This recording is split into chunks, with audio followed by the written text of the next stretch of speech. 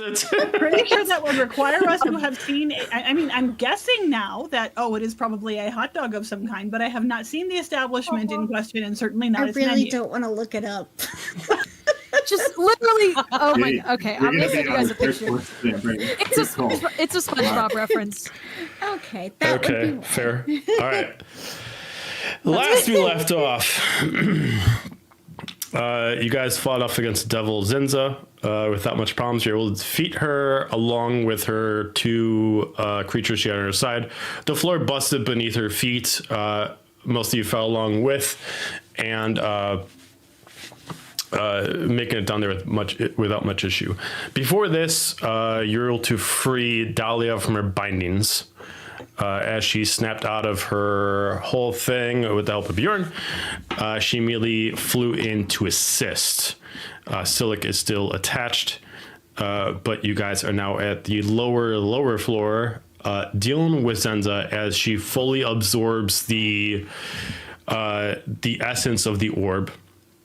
And from what it seems as she's coming out, she also absorbs the power of the creatures that fell with her. One that has the ability to turn people to stone, and another one that has spores on its back that actually secretes poison.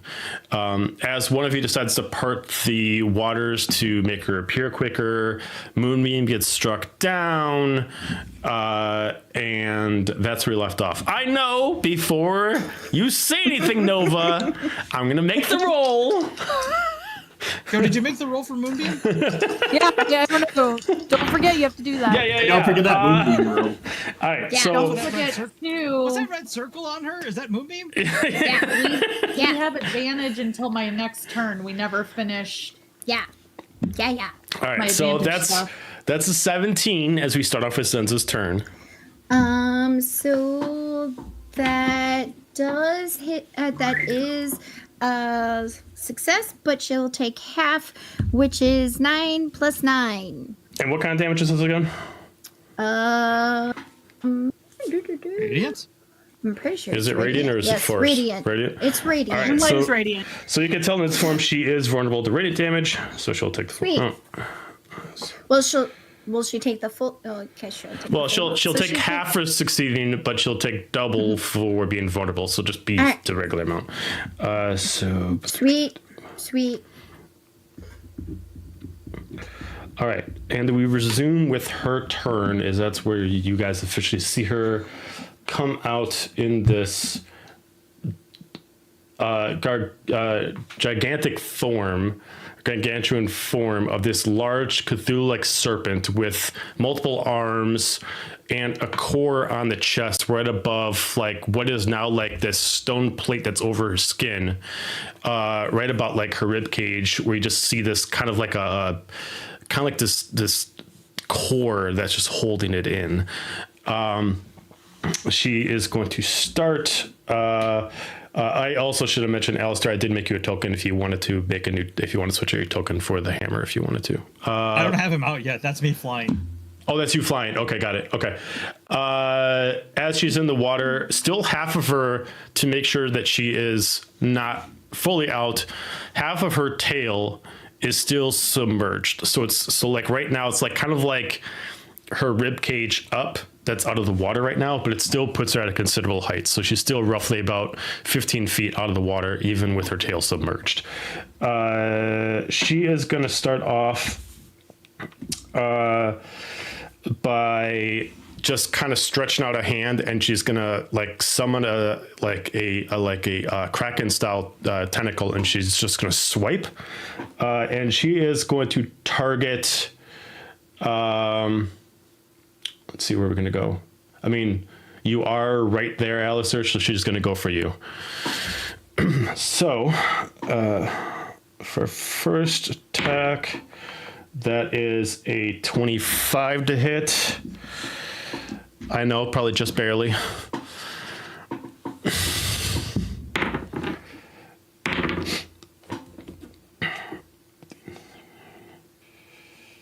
That is 22 points of bludgeoning damage as this large squid-like tentacle kind of comes by and just immediately just kind of slaps you across the face. She is going to pull back, and then she is going to summon another one. This time she's going to go for Manon. I am on her, by the way. Not in the water. Right. You are. Okay, so she can't do that then. So Yeah, and I was flying like right above Manon, like when I healed her. she'll still strike up, but she can't like strike her own back. All right. So then she is going to, let's see, because of her range, she does go 15 feet. Let's see. So she is going to attack Ian. Taking account, remember. Disadvantage. Okay. Taking account that Nyx is still stone. She's still petrified. Okay, so disadvantage, which that would have been at 20. So that is going to be a 33 to hit.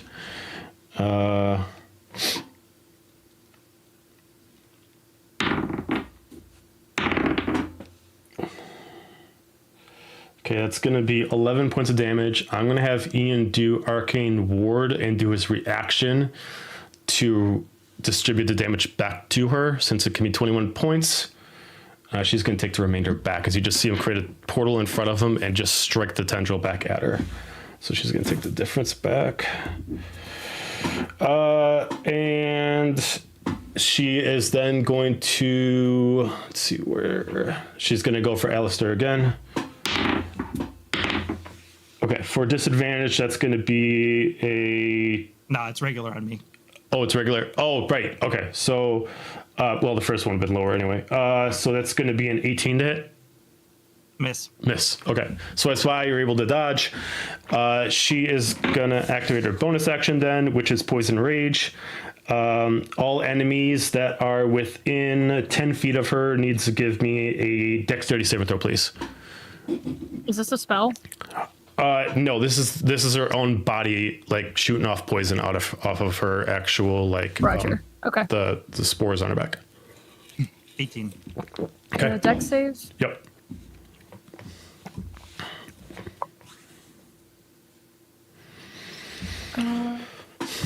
It's a 13. 13. Okay, let's see, we got that, and I think everyone else, okay, everyone was good.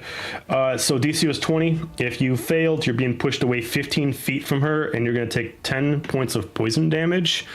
At the beginning of your next 3 turns, you continue to take poison damage, and you cannot be healed during this process. How much damage? 10. So for 3 turns, there's no roll to get out of it. It holds for 3 turns. So you cannot be healed. And then she's going to end her turn automatically. When she ends her turn, the core is going to glow, and all of a sudden you're just going to see a light from the sky, from the hole and into the sky. Something bright just kind of explodes as you hear a changeless drop, and you're just going to see the core glow. And then she's just going to put her out her hand, and she's going to summon an ally onto the battlefield. As you do see that she's able to use Silic's power, and she summons an echo of Silic on the ground.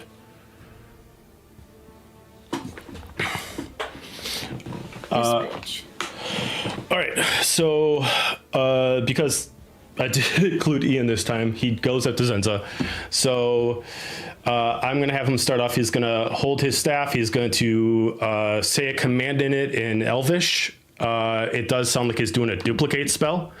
And he is going to change properties using the staff of his spell, and he's going to cast guidance in a different form of how it can be casted. And he is going to for Manon, basically anybody seeing it, because he can do it to 6 people. So I only see, let's see, is Roneen, okay, so Roneen, Manon, Alistair, 3, 4. Oh no, all good. All right, so 6 people on there. So Manon, Alistair, Azalia, Nova, Dahlia, and Roneen. You all get guidance, and she doesn't have to touch to do it. Note, is anybody damaged yet, other than Alistair from taking the damage from before? No? Considerably. Considerably? Okay. Yeah. So she is going to... or he's going to do Mass Cure Wounds and he is going to. Except we can't heal. Oh, I can't heal you. That's right. Yeah. So I'm just gonna have him do. Some of us can, right? Or no? Two of I them don't think can't the take the damage- healing. Yeah. Oh, okay. Yeah. So he's not going to know that. So he is going to target everyone within 30 feet. And then he's going to heal everyone for 3d8 plus 10.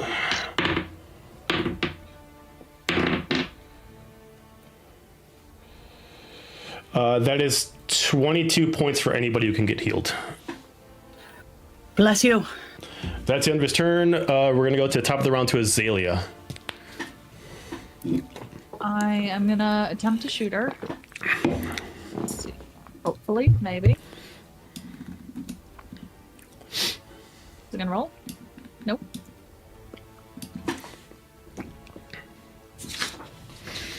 Sorry, hold please. There we go. That is a 15 plus 8. 23. To hit, it's not showing up for some reason. 23 does hit. Okay, and then that's gonna be. Let me roll damage.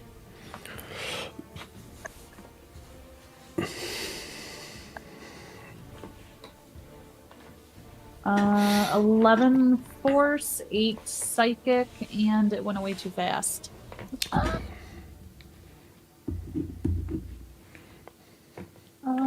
I'm sorry, let me pull up my log. I don't know why it's... Okay, 23 to hit. It was 11 force. Oh, now it doesn't show. 11, 8, 6, and 8. All right, let me check the thing. See. Okay. Oh, nope. The last thing I see on here looks like Val's roll in the chat. So I do not have it. Eight. Okay. Pierce force. Oh. 11 D&D, pierce. D&D 8 Beyond force, is showing it. What are you looking for?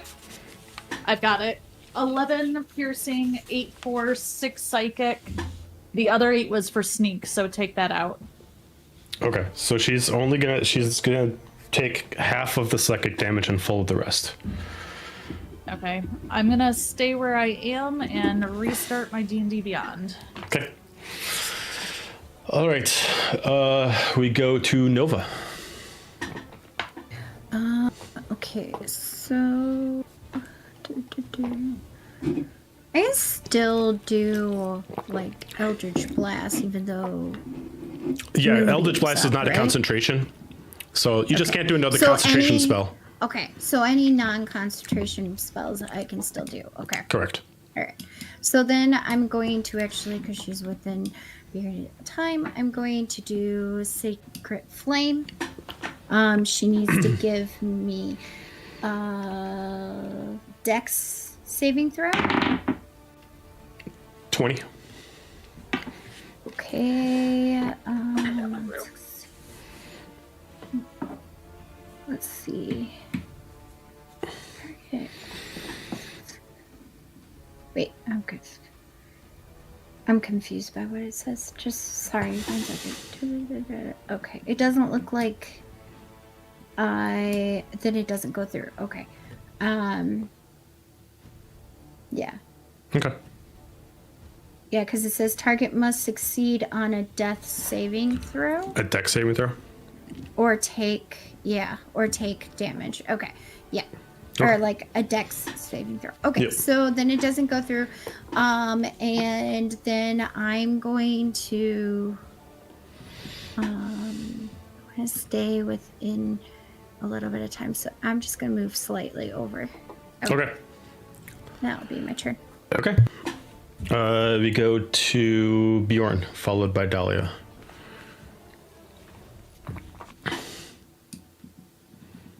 Now, just for flavor, I know Dahlia, we're 100 feet up, right? That's how, because we're at the cliff. I mean, I'm at the Dahlia passed by you, but you're 100 Okay. feet up. Yeah. Okay. Yeah, and you're by you. Okay. I am going to take out the shipwrecker, and I am going to shoot at her. Okay.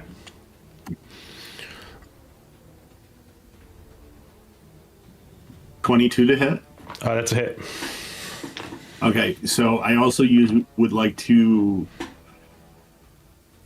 I didn't use my bonus action. Never mind. But that shot is a grapple shot, so I need a DC. She is immune to grappling, so it will not affect her for a grapple shot. Okay, so we'll just do the damage then. That works.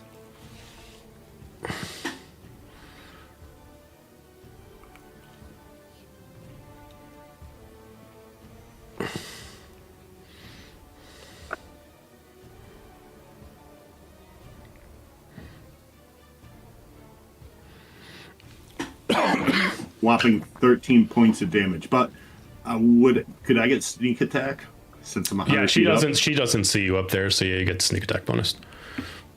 Sweet. So 13 plus.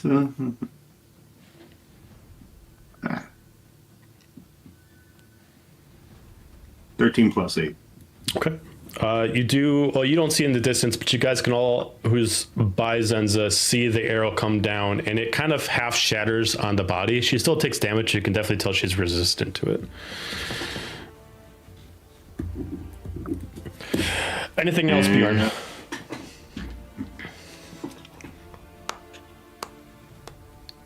What the hell? As I see Dahlia swoop down like an avenging demonic angel, I'm gonna do my best impression of Ride of the Valkyries and give her bardic inspiration. Okay. It's a bonus action.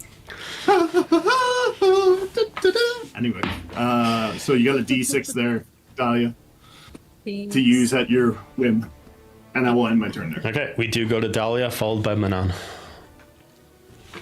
Yep, you know, the combo that I love so much. Okay, sorry, I have to write Bardic Inspo. Now you have to channel your Dahlia. Oh, that's no problem. La la la la la. Okay, so I'm. That I'm didn't sound like Dahlia at all. swooping in. It's like that's I swoop in. How far away am I? Fuck that bitch. So I'm gonna go with just the tried and true. You know, the classic Dahlia special. We're gonna guiding bolt a bitch. So, Jesus Christ, I gotta roll everything manually because the monster sheet's here. So be prepared from. Actually, let me just get my calculator ready. All right, save you guys some time. I rolled a hit. That's a 31 to hit. Yeah. Okay. We're just gonna. Ain't no fucking way. Wait, that's the wrong button. No, it's not.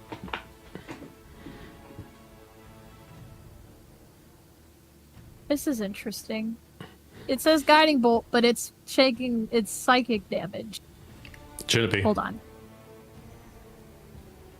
Oh, I know why. Because originally in her dark form is Chaos Bolt. Is that a mistype? Yeah, it's a mistype. I copied over your dark form, so it's supposed to be ready. Yeah.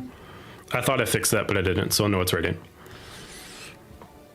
Okay. Well, I'm never rolling on D&D Beyond again, or Roll20 again, because it gave me, out of all of those, 4 of them were 1. So that was 9 points plus 5. That's fucking ridiculous. That's 14 points. All right, she still takes I'm double a of that, fucking- so 20 points. I'm immortal! And I did 14 points of damage! Are you serious right now? Can I re-roll those? This is some bullshit. Sure. Oh, okay. I was just saying that out loud, but I mean, I'm not gonna... That's your one favor for the night. Yay! Look, that's so much better. So that's 27. Okay. That's way better. So that'd be Radiant. 4. Okay. Okay. It looks like it only rolled 4 d6s. Is it supposed to roll more than that? I just re-rolled all the ones that were 1. Oh, okay. After she takes the high amount of damage, she is going to take a reaction. She's going to do Elemental Infusion. After she takes it damage, after taking a certain amount of radiant damages during this round, the core itself is going to adapt to it. And as long as she chooses to, she is now immune to radiant damage. Is this a spell or an ability? It's the ability of the core itself. Sucks. The orb allows her to adapt to one ability at once. Right now she's choosing Radiant. See, you know, if I didn't have the trauma experiences that I did in 1.5, I would go touch the sword. But I've seen that go very poorly. So I know. There's Probably only not one do that. person who could potentially touch the orb, and that is my character, potentially. Well, I don't know you, so I don't know that. I just know that people touch orbs and then they try to murder their significant others and then they break up. So, okay, I'm gonna use a little... Wait, no. We're gonna save that one for the big pizzazz at the end. Alright, so I'm gonna go for my second attack. I'm gonna use my dark sword, so I'm gonna swoop in. You're gonna yeet. swoop? I'm gonna fly right by my daughter who's drowning underwater real quick as she remembers how to swim. She'll be fine. She'll be fine. I told her she needed to learn how to swim. She didn't take me seriously, so. Oh god, where's my calculator? We're burning a lucky point on that. Fuck that. No, wait. This guy. That's way better. It's a 16 plus 22. That's a 38. Yeah. You check off a lucky point real quick, because that was a nat 1 and I was not settling for that. Not as Dahlia. Be like, no. No. Not if I have lucky, I'm using it. Let me just keep this up here.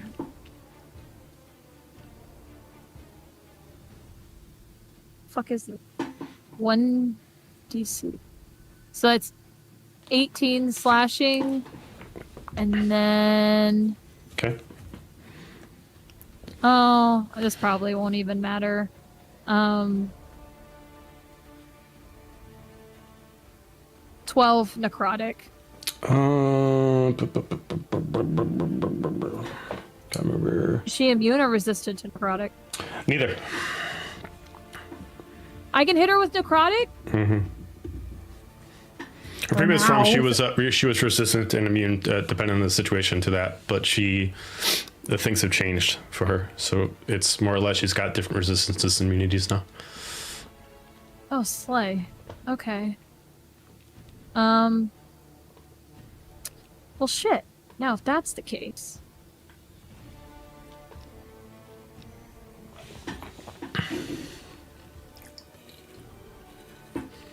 I'm gonna hit her with Finger of Death, then. Okay. So I need her to make a con save throw.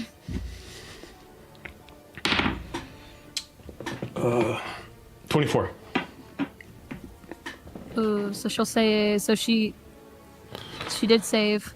Uh-huh. So she'll take 48, half of 48 necrotic. Okay, so 24.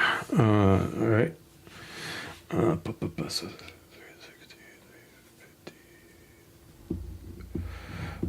Okay.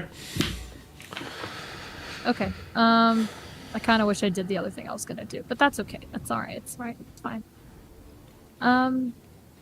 What bonus actions do I have? I don't have any bonus action to drag my drowning daughter out of the water, and I'm not worried about that right now. She'll be fine. Someone is taught her, anyone right? look? Swimming lessons by Dahlia. We'll talk about it later. She's a strong, capable woman. She's survived this long, so she'll be fine. Besides her, who else is looking beat up? I'm still not great, but I'm way over here, so... Who's short on ragoons? Who's short on crab rangoons? And how many crab rangoons are you short? How many crab rangoons are we thinking? No crab, so I'm good. I got a little over half a plate. You have half a plate of crab rangoons. My Yeah, rangoons are frozen and can't go anywhere. Yeah, my Manons are also frozen. Nova, how are your crab rangoons looking? Got about a half a plate too. So. Okay. And half a plate is that like a family pack of crab rangoons? Is this like About 37. This is That's for how this much is for half a a plate family is? of 4 to 6. That's what the bag says. Okay. 4 to 6. You know. Yeah. Okay. Well, I was going to say it's for a family of 8 because Oh. that's our level. But Oh, fair, Really yeah. Only guy. Okay. All right. One very So hungry person. I have about 100 crab rangoons in this bucket of crab rangoons that I can disperse amongst everyone. I think I'm going to give 15 to each of you. So that'll take 30 crab Thank you. rangoons out of my bucket. I love that idea. Thank you. If she starts off with 100 crab ragoons and she has a total of 5 allies and she distributes 15 apiece, how many crab ragoons does Dahlia have afterwards? and the server quit in the middle of the shift. Right. The server's name is Summer. On a train to Detroit from Chicago. She ate 2 on the way there. She gave 2 to a friend. All right. So, yeah, and I'm going to be floating probably 10 feet above the monster is where I'm at. Okay. That's my turn. All right. Going to Manon, followed by Alistair. Oh my god, it's me again. Okay. Don't forget to take your damage at the beginning of your turn. Yeah, you're correct. Well, that's not fun. Can I swim and like climb back on her back and then climb up her again? You can certainly try. I mean, you're swimming, so you would have your swimming speed, and then climbing. I was that'd be only 10 feet away in the water. Yeah, so you can give me an athletics check to try to climb her body. Climb her like a tree.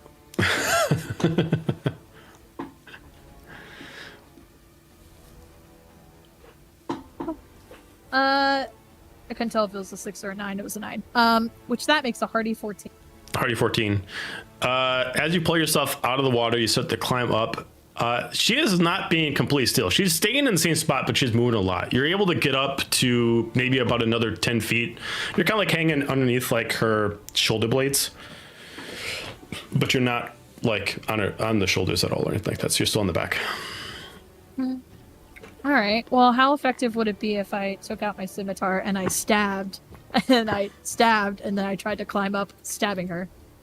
So you're gonna try to like mountain climb with your scimitars? Is that what you're trying to do? Yep.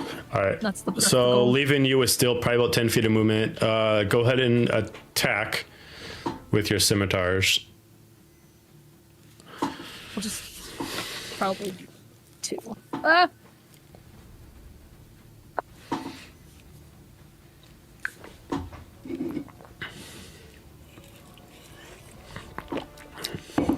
19 plus 9, 28. Wait, Yep. that's a crit.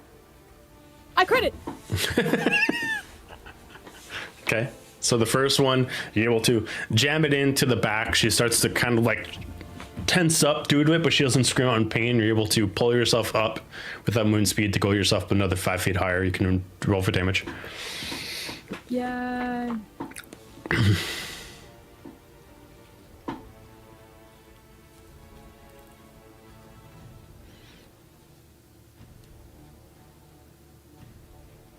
So 10. God, I can't do math.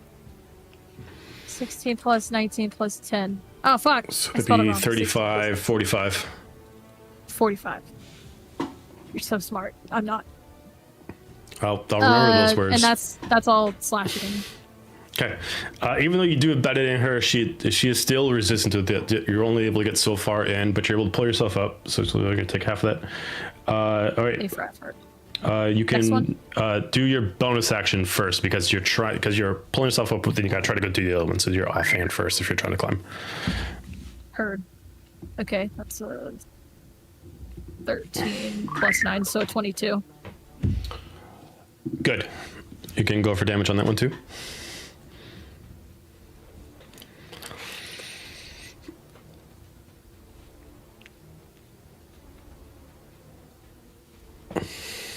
18 points. 7 of that is lightning. Okay, got it. Okay. All right, you pulled yourself up another 5 feet. You can go for your second main attack if you're trying to pull you up further. Try to pull yourself up further. That's only a 13. That is, you're able to like go into this one, but you just don't get enough force on it. But you're able to get up high enough where you can at least stand on her shoulders if you want to. Yeah, I'll go for that. Okay, you're at least on there. You missed the third one, but you're able to kind of pull yourself up for the rest of your movement speed to get up to the top of the shoulder, on top of the shoulders themselves, back to where you were before she did her poison rage. So those are your attacks, movement, bonus, anything else?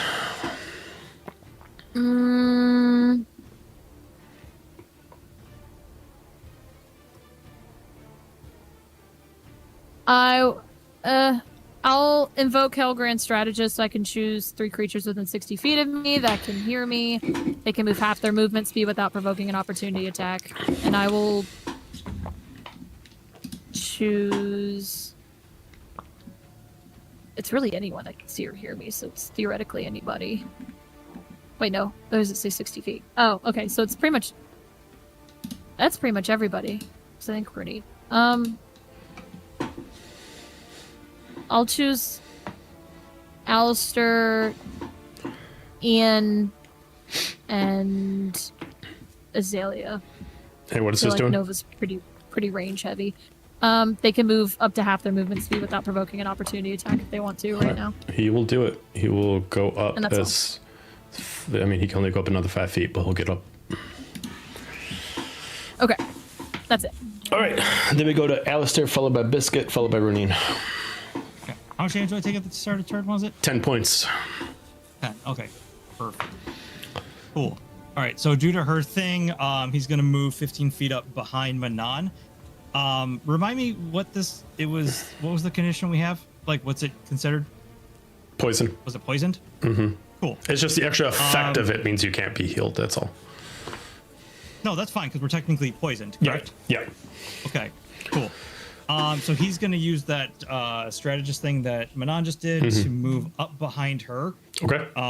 He reaches out a hand and casts Lesser Restoration on her, removing the poison condition. Works. And then... Okay. Really have much of an option. Hold on.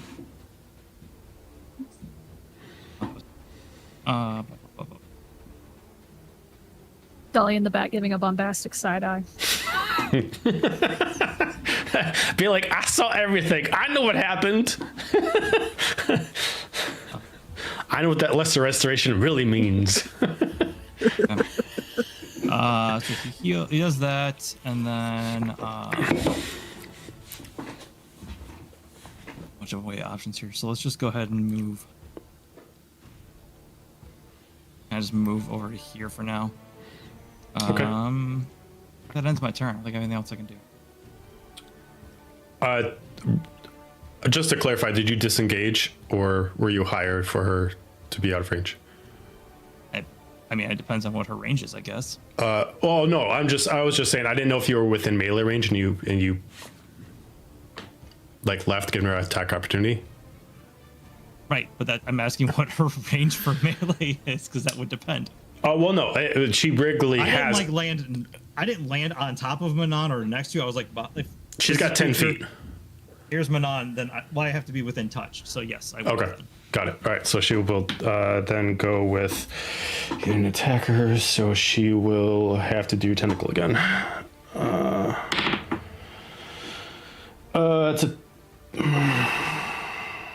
It's a 30 to hit. Is this a spell? No, this is just her swipe with her tentacle. You spells, you bitch. Sorry. I mean, I don't think you really have to ask if that hits or not. 26 points of bludgeoning damage as you pull away. Then I do not go there, and I fall into the water. Oh, okay, got it. All right. Biscuit. Currently does not exist. Oh, right, yes. So I am going to. Well, first I'm going to use my bonus action to pull the big floppe 30 feet farther down, so it's now only 40 feet above us. I know I can't do damage with her with it, but I can take damage away from us, so that's kind of important. So that's my bonus action. Okay. And then, all right, I am comfortable with not needing to take a swipe at her to try and steal some points, so I'm going to Eldritch Blast instead. And I use when did you do that? No, never mind. I did use that advantage. Never mind. So for a whopping 16 to hit, which probably does not hit. It does not. As we'll try the second beam. They're separate. Are they separate beams? Or separate rolls? I can never remember. Yes, separate rolls. Separate rolls. Yay. So let's try the second one. Hello. Hello. Do you want to roll? Roll, please. Do you want to build a snowman? Do you want to roll a die? 19? What was the roll? 19? No. Yeah. So she just says, fuck. And I am going to run over 5, 10, 15, 20, 25. Here, dive in the... Sorry? I was going to say, did you get guidance at all? I did, but that's just for a skill check. Oh, Yeah. never mind. Sorry. Or ability check. It's not like Bardic Inspiration where you can kind of use it on almost anything. Yeah. That's Yeah. true. Sorry. So 5, Oops, 10, I forgot. 15, 20, 25, 30. So I'm going to run over here. I am going to dive in the water. Okay. And if I remember correctly, my moving the water back is kind of across here. So I'm going to swim across here, duck across here, and then swim underwater around. I've got so much movement once I'm in the water because my swim speed is 40 and I am hasted. So I'm actually going to swim around behind here and hide Okay. as my extra action. So I am hiding underwater there. Okay. Sounds good. All right. We go to Zenza's turn. She is going to choose to summon another echo at the beginning of her turn instead of end of her turn. Yep. Well, it doesn't matter. She's immune to the radiant damage. Oh, okay. Then never mind. At least currently she is. She can only hold one immunity at once, so she's currently choosing it. So she's going to choose to summon a Silic Echo at the beginning of her turn instead of the end of her turn. So she's going to put another one down. And then she's going to start her turn. At the beginning of the turn, she does heal for 20.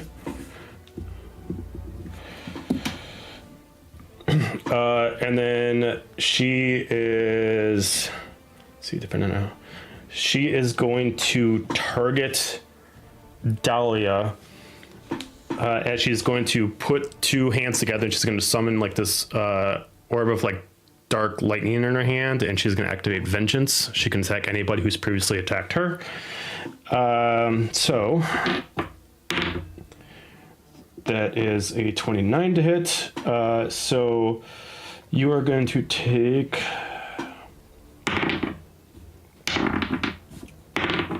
Who is you? Dahlia. Random question. I am technically still in combat. My armor would, I think, in theory, give disadvantage. I'm on top of the water. I'm floating. Okay, fair enough. I'm asking. I'm throwing it out there. Yes or no? It's fine. All right, so I was that's reading the description. That's then a 24 to hit. Still hits, yeah. Barely. Okay. All right. Oh shit! What was my roll? Fuck! I'm just gonna reroll. Okay.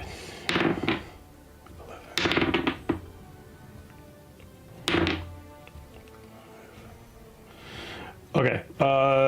You're gonna take 25 points of necrotic damage, and you need to make me a strength saving throw. This isn't a spell, right? No. Okay.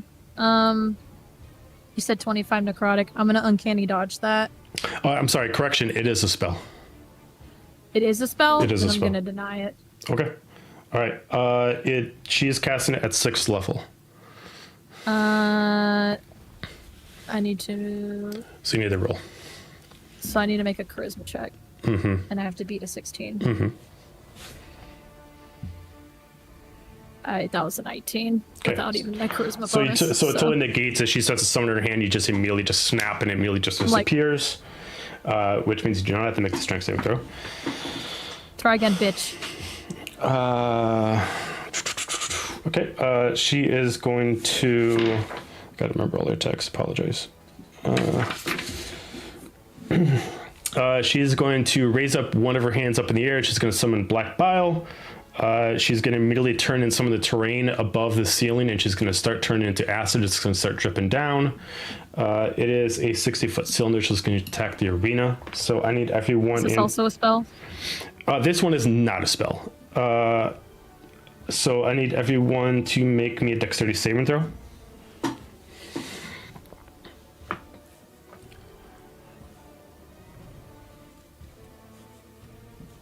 Am I gonna use lucky and reroll? 13. Okay. 25. Okay. 18. Okay. 21, and Manon got a 14. Okay. So DC was 19. If you did not meet or beat, let's see, that is 6. I need to roll a D6. So it's going to be.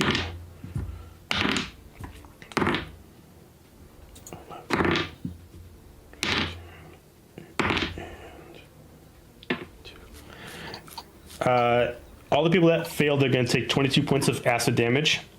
If you succeeded, you were going to take half of that, which I think it said 22, so that's 11 points. And if you also failed, your movement speed is reduced to half for 1 minute. So, this being a magical effect, I assume it's not affected by being underwater? No, you're fine underwater. I am. And Okay. And I auto fail, correct? Correct.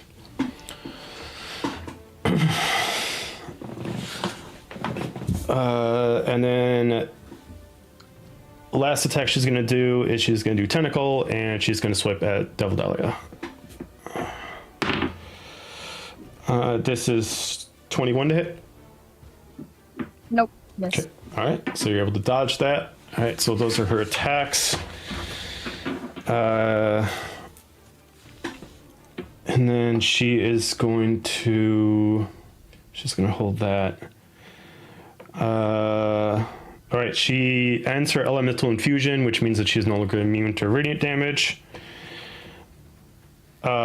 And she is going to take one arm that hasn't done anything yet, and she's going to press it up against the core itself. As you can see, the core turn into like an aqua blue, and you're going to immediately see her just pull off like this blue energy from it. She's going to immediately summon this large katana, and she's going to strike down with Eldritch Slash, and she's going to attack Manon and Dahlia with this. So, I'm sorry, it's not. Is this a spell or an ability? It's an ability. It's an ability from the core. I'm sorry, it's not a roll, it's a charisma saving throw. So charisma saving throw from Dahlia and Manon. Not an area effect, right? No, it's just attacking who's within 5 feet of her. But since Dahlia is flying and Manon is within a higher point of range, it would not hit at Alistair. Manon's having a rough time. That was a 7. Dahlia was a...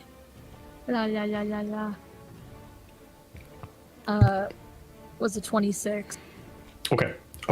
So Dahlia succeeded. All right. So hang on, let me roll for the damage. Gotta upload another die.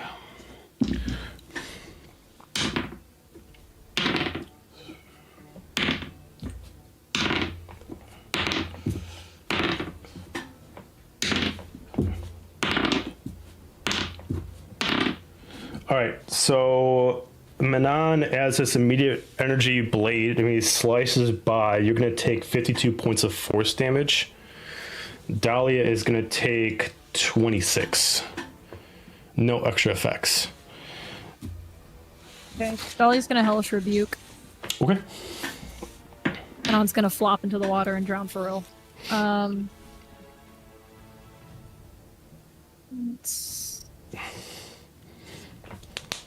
I need a dex saving throw from the creature.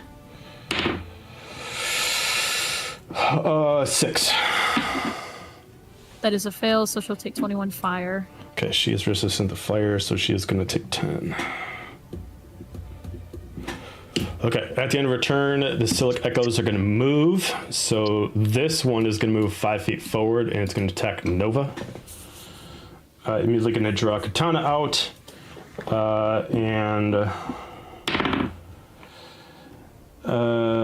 Nova, 21 to hit. So... That hits.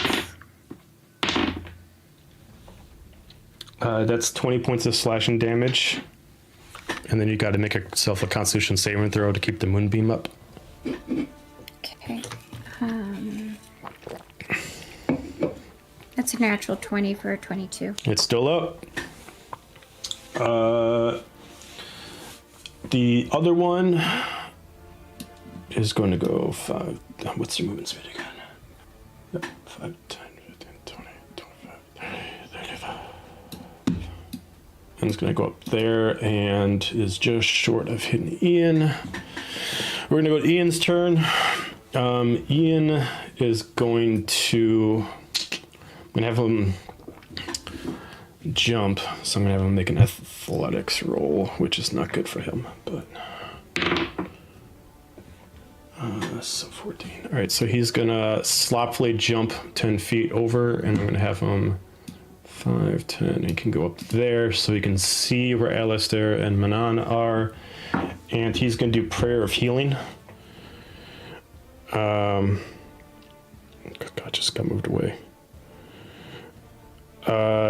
So 6 people. He's going to do Nova, Alistair, Manon, Roneen, Azalia. Yes, all are going to get...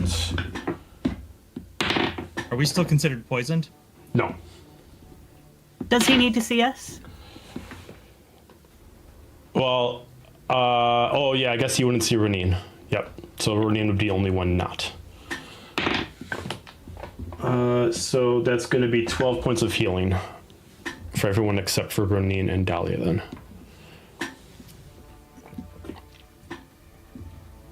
And then he is going to... He's going to cast invisibility on himself. Top of the round to Azalia. Okay. So I'm kind of floating above or flying above the water a little bit. She is focused because she last attacked the group over here. So I'm kind of not in her line of sight, right? I mean, she's not actively looking at you. Good. I'm going to cast Disguise Self. Okay. I'm going to drop myself into the water and make a big splash. And I'm going to come out looking like Samara, screaming, "Mommy, Mommy, help me, please! Please, I'm drowning, Mommy!" Okay. And I want to distract her and maybe cause disadvantage because she's so focused on her daughter. Okay, I'm going to ask the group. Because she looks like Samara, would this be a deception check or persuasion check? I would say deception. See, that's what I think too. Deception. All right, so deception check. You're disguising yourself. Okay. Yeah. Come on, dice, be good. Lucky. I'm so glad I took that. Lucky. Please be better. 16? 16. I'll let you know when it comes to her turn. Okay. All right, so you're doing that. I'm assuming you're not doing anything else then? Nope. Okay. All right. Go to Nova. Okay. Oh, this stupid thing is right in front of me. So, let's see which one I'm gonna use. Question. I've never done this, but does Eldritch Blast get disadvantage when you're close up? It does, but you did get the feat that allows you to do spells. No, I didn't take that feat. I thought you did. Remember? Nope, I didn't actually take it this time around. So, okay, so no, then you're at disadvantage because it's Okay. still considered melee. Okay. But I could still try to do it. You could still do it. It'd just be at disadvantage, yeah. Okay. If I can let's see. Is it... Can't remember how to roll at disadvantage on D&D Beyond. Is it like shift or control? Yes, there we go. It's control. Right click. Yeah. Right click. Whoa.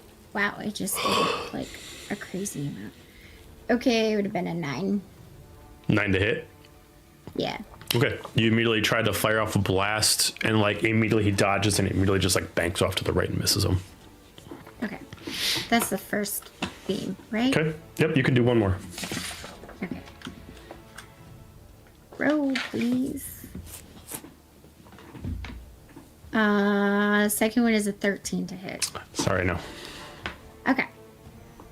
All right. Well, what can I else do? That is, I guess, my turn because I'll get to. Well, I might just take the Attack opportunity. and move out of here because I don't want to be this close. Okay. Okay. Okay. The creature does not react. It does not attack Oh. you.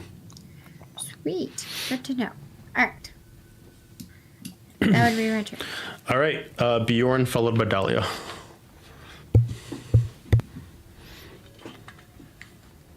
Okay. Player to DM. I know I'm 100 feet up, but can I see the orb in her chest? Sweet. Because I was rolling if I was going to go small or big, so I guess we're going to go big. I'm going to take a few steps. I'm going to tuck the bow away while walking away from the cliff. Here goes nothing. Run off the cliff. Bring my wings out, close them around my body so I'm like a bullet. Stretch out my one hand and put out the high tide rapier and javelin myself towards the orb. Are you in close enough range? Where were you at before? How far of a distance were you? I mean, I was 100 feet up, but I'm falling. I'm not trying to fly down. Yeah, it would still be this. It was the same distance. So your movement speed is 30 feet. Yes. Okay, so it'd be 60 feet. So you would. Okay, I would say she is higher off the ground. So theoretically, I'll allow it because she is close in distance due to height difference. So roll to attack. I just didn't know. I didn't know how falling would work. That's why I tucked my wings so I would fall rather than. There is like a measurement of falling distance. distance, but it's more like you gotta. It's like a round measurement, I think. Well, thank you. Do I have? Oh, no. Do you what? I was thinking if I have advantage or not since she hasn't seen me.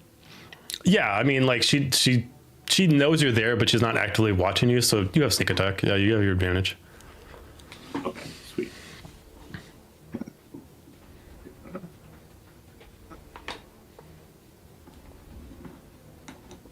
$25 to hit. That's it. So that is 12 points of piercing and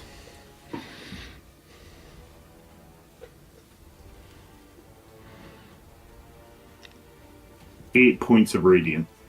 Okay, so that'd be 16, 22.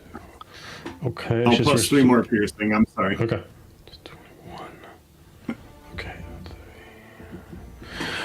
Okay. You strike in. The blade itself doesn't actually hit it aggressively, but the radiant does, as she's no longer immune to the radiant damage. It seems like no damage actually. If you do hit her, but it seems like nothing actually like affects the orb. But as like you kind of like bounce back, as like the blade kind of like recoils back, you do see that there's like a body hidden within the orb itself. But you can't tell like anything about the body. Just you can see a figure that's kind of like floating within the orb. Okay. Well, with my bonus action, I'm going to use one of my bardic inspirations to give her 5 more points of damage, and I get to add that to my AC till the start of my next turn. Sounds good. And I will end my turn there. All and right. kind of bounce off and hover in the air. Got it. We'll go to Dahlia, followed by Manon. Well, I watched my daughter kerplunk into the water, and then I see this guy coming out of nowhere and just off of off the orb, and it gives me a good idea with the orb itself. So I'm pissed off. She hurt my kid. So I'm gonna Greater Eldritch Blast, and I want to aim straight for that orb to see if I can crack it. Okay. And then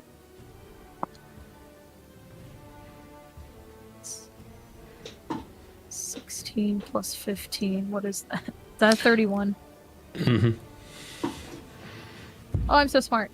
A 31 to hit. Okay.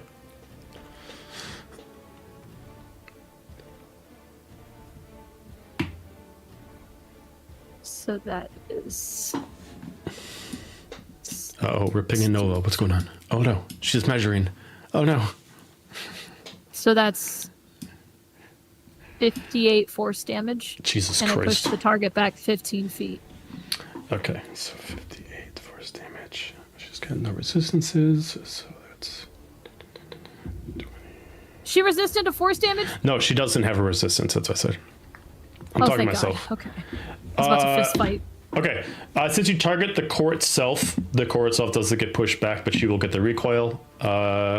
She'll just... Oh, that's not what I meant to do. She's going to move over here, going as far back as she can while she's in the water. Okay. Bang,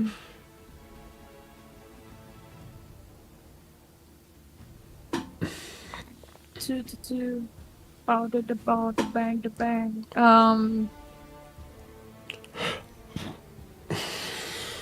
I'm gonna go ahead and bonus action Healing Light. I see Alistair and Manon next to me.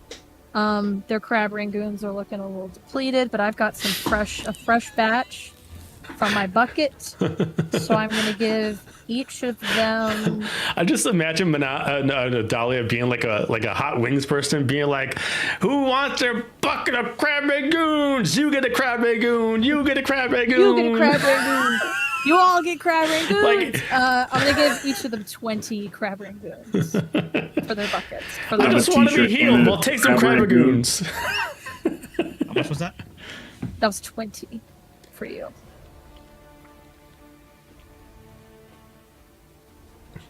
Look under the Which sea, I you get know crab is not a rangoons. lie, but I'm not a cleric anymore, so it's fine.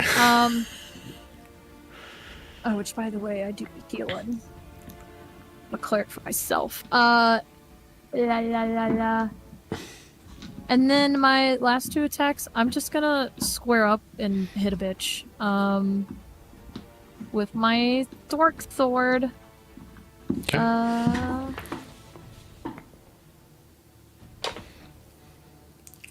Roger. Okay.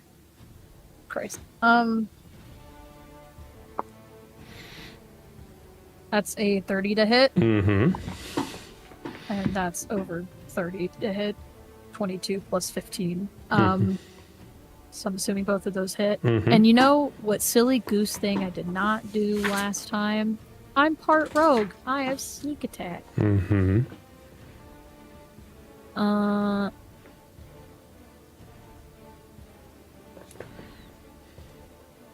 What am I rolling? Okay.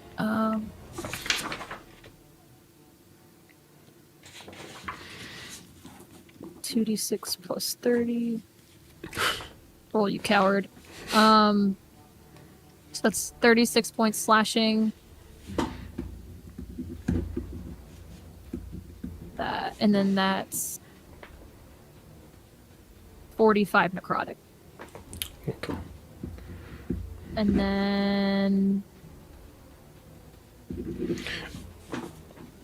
then that's only 10 extra.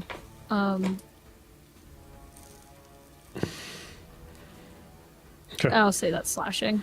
All right. I'm going to roll to see what she's going to do. Elemental immolation, and she's going to see. I'm going to roll to see which one she becomes immune to. All right. She's going to be immune to slashing right now. Manon's over here punching water. Jesus, Bjorn. Bjorn, yo, chill. Bjorn, chill. Trying to be flying, like put myself down now that I'm in the ground. I didn't think it would be so obtrusive. Apology. Mega Bjorn.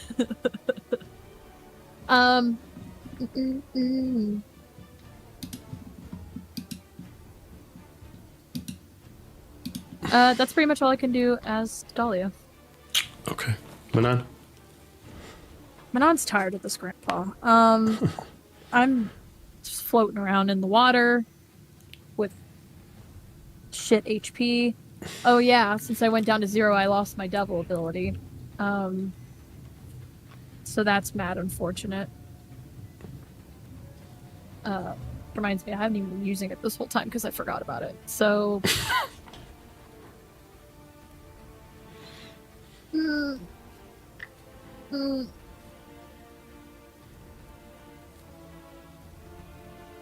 I guess I just rinse and repeat, and I'm just gonna Mick swim my way over and Mick climb my way back up.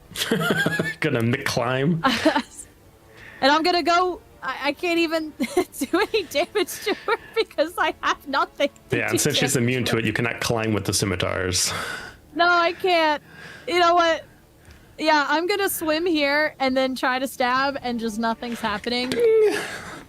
And I'm just like, this isn't fruitful. Can I just climb on this bank over here? Yeah, that's fine. All right, I'm just gonna swim my way over here. I'm gonna climb back up. And I look like the memeiest wet cat you've ever seen. The most untamed hair. I look so displeased right now with my measly 32 crab rangoons. When the fuck did Manon get hackles? Why are they up? Oh, they've always been there, baby. All right. I literally have nothing. Okay. Wait. I do have something. Please let me retcon this because I never get to use this. I already gave you a favor. I'm sorry. All right, I just realized that there is one thing I can do, and I never can do it because everyone's always immune to necrotic, but she's not anymore, so it means I can do it.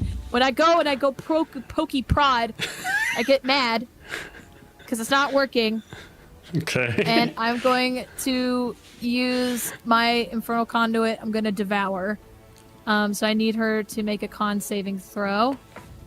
Preferably with disadvantage. Thanks, Alistair. Okay. That is a 13. I don't even know if that works anyway, but that still succeeds. But I roll... Where do I roll the dice? Okay, they're d10s. So I'm just gonna say fuck it and roll 3 of the 4. Okay, that's 17. So you saved... What's half of 17? That's 8? gonna be 8. Yep. Okay, well she takes 8 necrotic and I get 8 points of healing back. Okay. You know, that's definitely going to be an ability that's going to be way cooler when I'm like level 20, not when I'm level sad. And then after that, I will sad crawl my way out. And then Okay. I'll out. Okay. Thank you for indulging me. Alistair followed by Roneen. Okay. We're gonna Burger King swim over here. Okay. And she mixed swam. And then I am going to slap her with a 4th level Cure Wounds.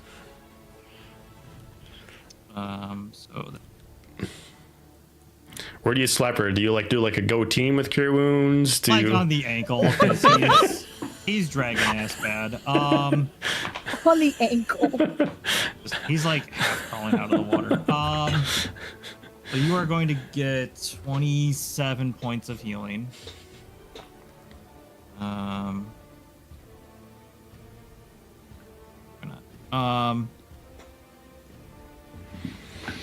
And I'm going to get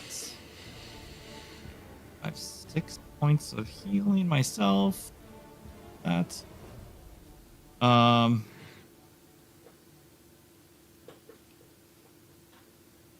Yeah. I think probably all I can do right now. A lot of options right now. Okay. Roneen? Yep. Oh. Was there something that I missed, Alistair? Okay. Okay, so first of all, point of order, I realized that control water is concentration, so it went away when I did the clicky boots, but she's been out of the water for a bit. Anyway, up above it. So this is all water all across here. Mm-hmm. It is not it is no longer, it has not been parted for a bit. Okay, how high up out of the water is she? I mean, her tail's still in, but like the amount of body How high up out of the water is her chest? About 15 feet. Okay. I am going to swim over here, climb up her, and by the way, that this means I am still leaving the tentacle hanging 40 feet in the air above us, and it looks real weird. Why am I not? I think I went behind her, but I'm here somewhere. Climb up her, and I am going to take 2 attacks with the King's Bearer. Okay. How you are you just using your regular movement speed to climb? Yeah. Okay. But so that used probably a lot of my movement, but I'm not worried about that right this second because I'm keeping my bonus action. So and I'm like stabbing in, but I'm kind of trying to pry it out, like you'd be getting out of, like if you're taking out a splinter with a needle. And you're trying to do this to what part of the body? I'm trying to pry the orb out of her. Oh, got it. Okay. So Roll the hit. First attack is a natural 24, Shit. 27. Okay. So crit damage for a total of 16 piercing. That's with the crit. Yes. Okay. That includes the crit. That is the crit damage. All right. Due to the crit, she no longer has immunity to slashing. Okay. Yay! And then my hasted extra action, second attack with spear. That is, holy shit, that's another natural 20. Jesus I'm not Christ. even kidding. Okay. It's right there. Thank you, Keyfish. So crit damage is, the crit damage is 14. 14. Okay. And my aim is to try and pry it out of her. I don't know if it moves at all, if there's any effect in that regard. As you go in for the first one and you kind of like stab it in, you're trying to push out, you get kind of like a shock, and she immediately kind of like almost like a straight, like, you know, that feeling like you feel like someone's like walking in the grave. She gets that. Jesus Christ, Manon.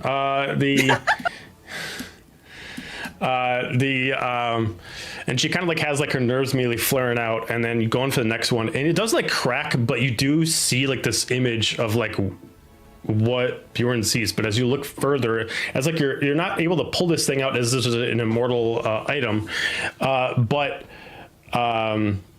or indestructible item. You're able to see as you like look in as you're doing this, and it still inflicts damage to her, as you do see a body floating there of Silic floating inside the actual orb itself. It looks like he is trapped inside the orb, but you're able to do damage. It looks like the orb cannot be destroyed. It looks like, as far as what you can tell, you do not have the strength, even at natural 22, like physically try to raw pull it out. It is kind of fused to her. So I just say, what the fuck? And then I am going to Misty Step the fuck away. Okay. So 10, 20. Oh, that's 15. 30 and sploosh back underwater. Okay. Sounds good. Before we go to her turn and have a a Constitution saving throw. We'll take a break. We'll be back in 10 minutes. All right. All right, so I will roll for the Constitution saving throw against the Moonbeam. That's a natural one. Okay, sweet. Where did I put those? Oh, no, you put them away? Okay, I guess it doesn't happen. No. I'm using real dice. Not even gonna lie, that's a 1 and a 10. Oh, okay. So 11 vulnerable, so 22. I was like, a 1 and a 10. All right, so she did that. All right, let's see. All right, so she's going to start off again by summoning an echo. Does she have disadvantage? Because her daughter's drowning. Oh, that's right. Okay, so you did a deception check. So She's not focused on people. She's focused on saving her daughter. She does bring attention to you. She does kind of like drop her arms in a relaxed pose. She is going to...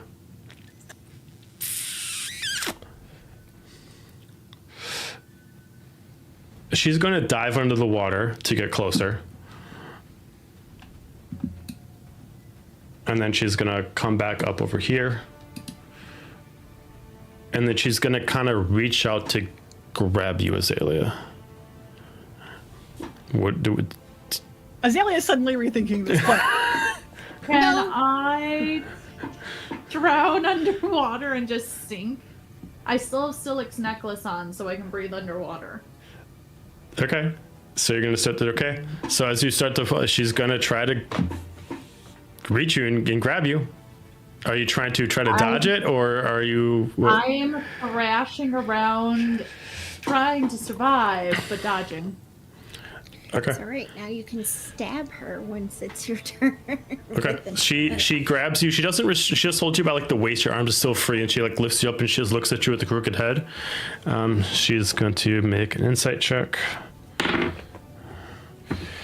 As she spends her action looking at you, you immediately go from like a sorrowful face to a very pissed off face, as you can assume that it worked thus far.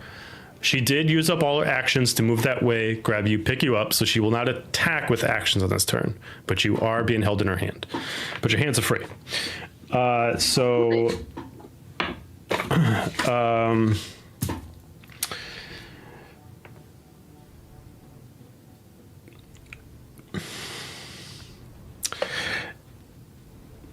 She's pretty pissed. Her eyes are gonna immediately glow gold.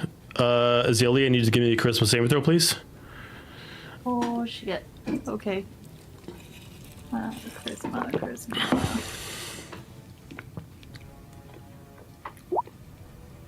Dare I use my last lucky? I think I'm gonna use my last lucky. You're gonna use your last lucky.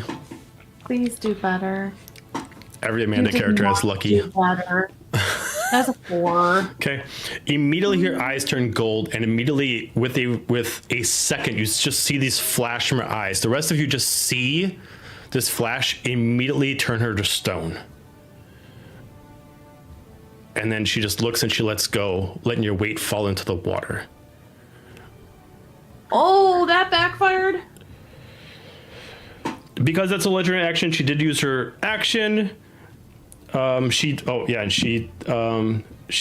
to put down a Silic after her turn, so she's going to put one down now. She has to be able to reach, so she's going to put it there. That does end her turn. We go to the Silic Echoes. Is it an ability or a spell to turn to stone? Her Stone Beam Gaze is an ability, not a spell. So Ian is still invisible, so the echoes don't see him. So this one is going to dash 5, 10, 15, 20, 25, 30, 35, 40, 45, 50, 55, 60, 65, 70, 75, 80. Mix it up there.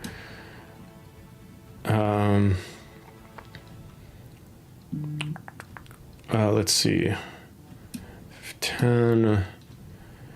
And it's going to use Missy Step. And it's going to hop over there, and it's going to attack Manon.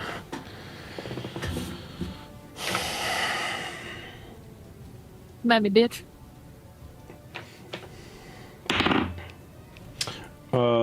With the katana, that is going to be a 32 to hit.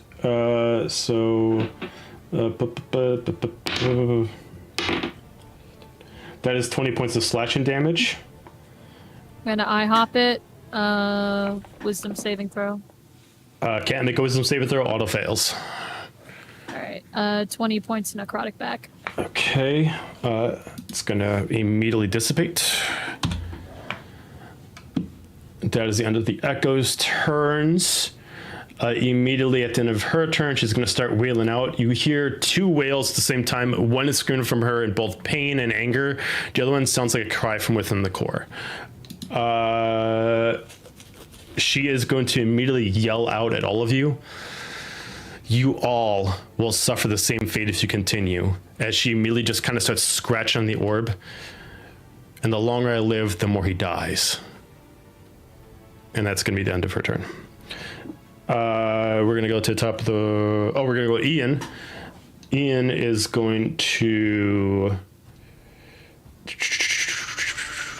He's going to move 5, 10. Does he have... I don't think he has Greater Restoration. Nope.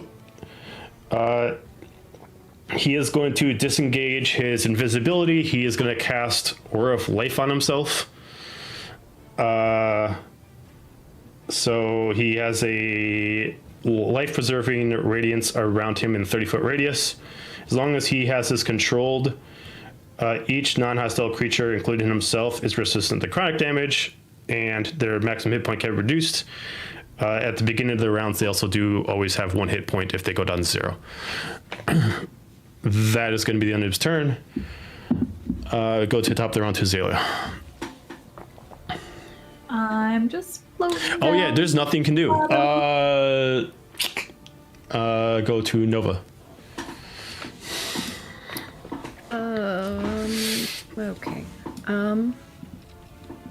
Will bonus action move the moonbeam back onto her? Okay. So I would move that back, so she needs to make another saving throw. Natural 1 again. Sweet. Let me just find where I put the other one back, because, you know, I moved it.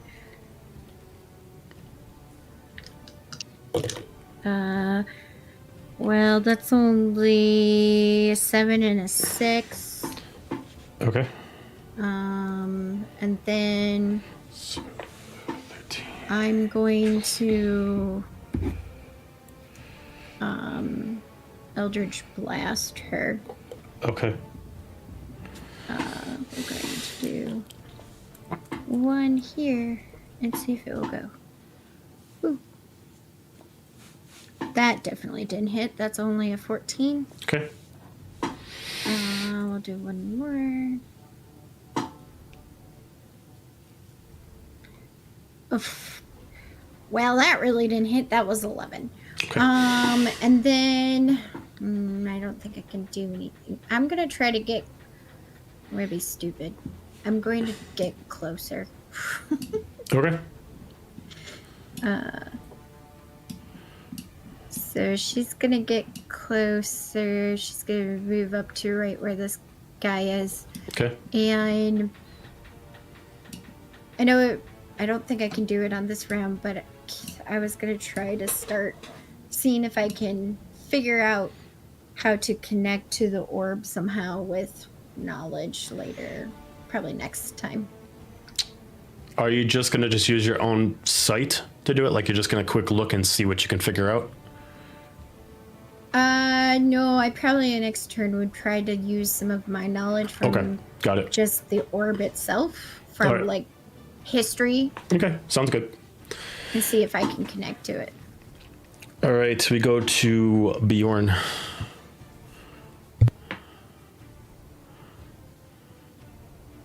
She out of the water again Is what? after dropping.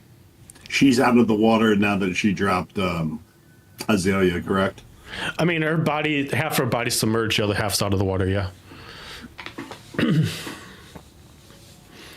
I would like to, if I could,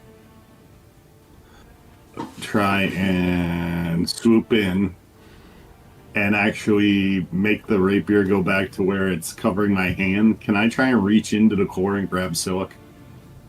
To be clear, you can't reach him. The core itself is like hardened steel. Like, there's no way to actually reach him. You can just see him past it. I didn't know if, because it's her husband's blade, if that would make a difference. That's what I was trying to. Oh, I see what you mean. I would say, based off what you know, that would actually piss her off more than actually be helpful, as she is actually she's been very pissed at her husband.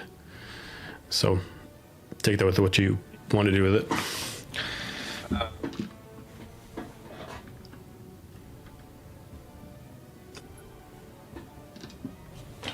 I'm just going to fly in and then attack just regularly attack with the blade Okay. of the core. So 23 to hit. Yeah.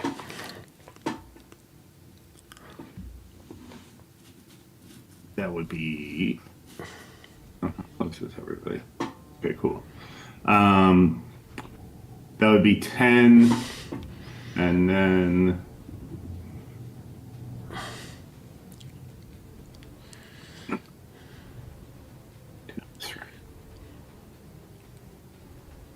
Yeah, so 10 slashing, and then.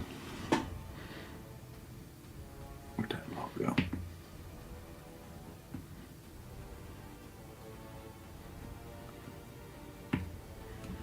There we go. 10 slashing and 4 radiant. Okay. Okay. Reaction. She is going to immediately just place her hands on the ground. She's going to look at all of you as she kind of like covers the orb in like a subtle bit of pain. You all are fucking fools. The more you hurt me, as she's going to start glowing her eyes, the more you're going to hurt him. As you start to hear Scylla cry out, and she's going to start healing her wounds. She doesn't heal all the way, but she does heal. Anything else in your turn, Bjorn? Yeah, you know what then? I'm going to bonus action whip out my dagger and attack this Silic summon closest to her. Okay.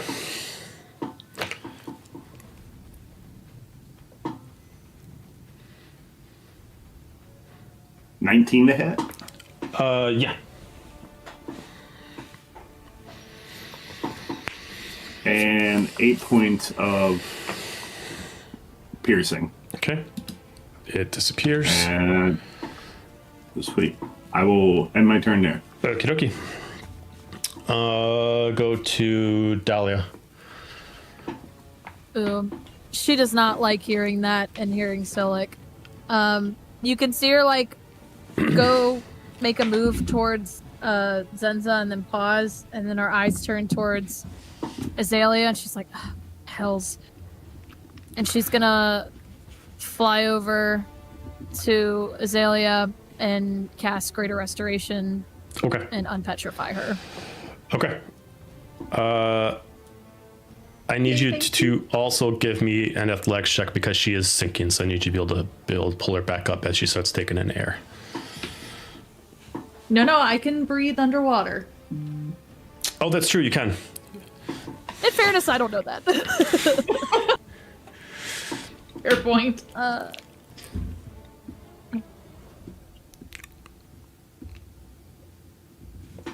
Athletics. So you get an advantage because Dex.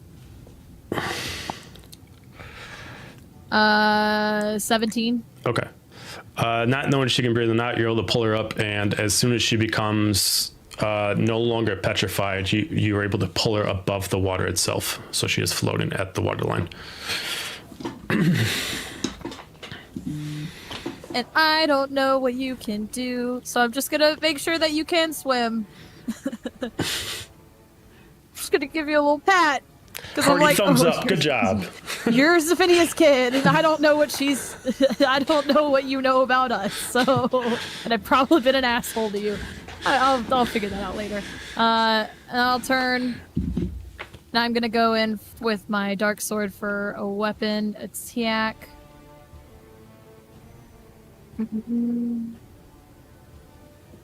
Yes. Okay. Sorry, I was thinking about my strategy. Gonna go in for a dark sword attack. That's a 32 plus a 30. Both of those hit. Mm-hmm. Is that do both those hit? Mm-hmm. Okay, slide. That's 34 points of slashing. Okay. Plus. Wait. Yes. Okay. Plus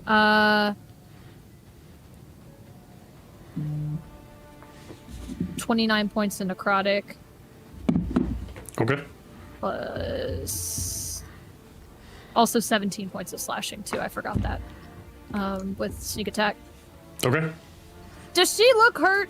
Like She looks very hurt. Looks like she's relying on the energies to keep herself alive. I hate that. So I'm gonna buy us some time. Hopefully, theoretically, the hypothesis is I'm gonna Misty Step as my bonus action back to here, and I'm going to drop my devil form. Okay. Interesting. Okay. Devil form dropped. I can't access my regular spells if I'm in devil form, right? No, yeah, you're secluded to very specific abilities and spells while you're in your devil form. That's what. Okay. Yep. So I will drop my devil form, and wait. And that'll be my turn. Okay. Manon. I'm pissed off that she's all the way fucking over there now. But I see my mom Misty Step, and I go, oh, wait, shit, I can do that too. So I'm going to Misty Step here. And then I'm going to go in and hit her with What I the feel you can swords do, and I can do better. I'm like, oh, wait, yeah. I can do anything I know better that. than you. That's the one little bit of magic I can do. So I'm going to go and hit her with my swords and hope that this is... Oh, no, my dice. Oh, okay. I'll hope that this is a better outcome than... So 22 to hit. Yeah. La la. La la la la. This is the dice rolling song. That is 15 points of slashing. Okay. Gonna roll again. That's cocked. Pick a side. That's a 16. Does that hit? No. Okay, and then offhand attack. That's a crit. It was a 19. Oh shit. Oh, I love having this 18 through 20 because I'll never roll a 20, but I'll roll some 19s all day, baby. All right. Also, sorry, Silic, if this is killing you. I missed that memo. It's fine. It's 12 plus... Jesus Christ. Okay, so that's 12 plus 12 plus 18. It's 42 points. 10 Okay. of that is light. Okay. She's hurting. That's all I got. It's my Okay. shortest turn on. Alistair, followed by Roneen. Okay.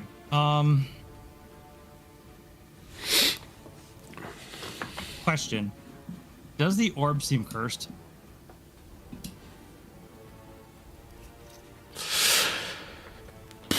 That's actually a Or that it's difficult. cursing her?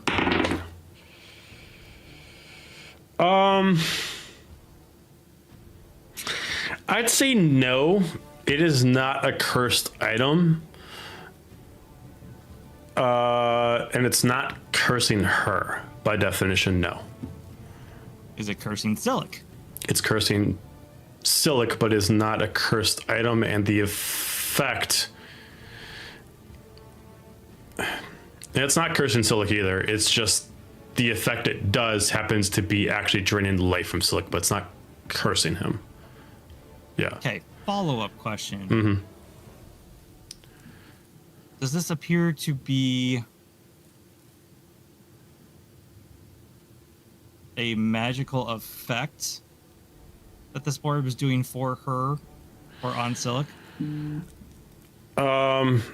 What it's doing for her is not a magical effect. What's happening inside the orb that's beyond your vision, what's doing to Silic is a magical effect. Excuse me. I want to try something dumb. Fuck it. I'm going to cast a spell magic on the orb. Okay. I never actually thought about this. Let me roll to see actually the outcome. Hang on, let me think of this. So. We're getting That. creative. Well, no, yeah, I should have thought about this. I'm trying Joe's to think of this. game I'm all trying to over think of again. scenarios The because of the bottom way this barrel. there's a certain situation of what this does. I'm trying to think of this scenario. So okay, that'd be 1, 2, 3, 4. Okay, so then I need. We can I'm separate these by scraping my 5s. spells here. All right, so we can separate that by 5s. So. Okay. Dispel magic happens. She starts screaming in extreme pain, pretty much non-stop. But you have no idea if she's just in pain or if it actually stopped the effect. Okay. The orb is still attached to her. The effect the orb has on her is not magical effect, but what the orb's doing to Silic is magical. You would theoretically think it's what the orb is doing to him, or at least what she gains from it is done, and that's what's putting her in pain. But she's no longer at least sucking life from Silic. It Correct. seems like. But the orb's effect is still happening to him, but she's not gaining anything from it. The ability to drain the life from him is a magical effect. Nothing else of it would be a magical effect, because it'd be life transference. So you've cut off her source. You cut off her source so of he's- healing. So he's at least okay. He's in that regard. yeah, he can't die from her life transference spell. No. Okay. Okay. I think that's all I can do. So- Okay. That's a win, though. That's a big win. Okay. We go to Roneen. I am going to bonus action resummon Zibig Floppe.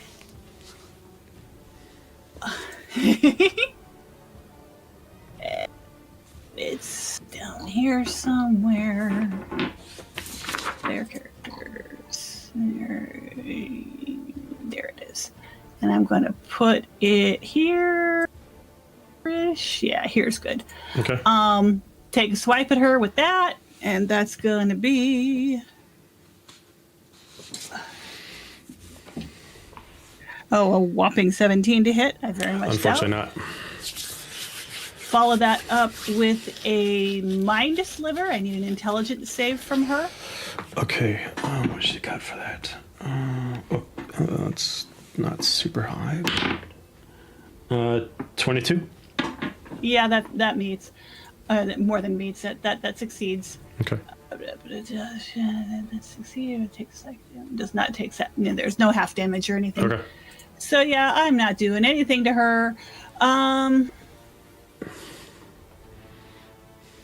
am going to, let's see.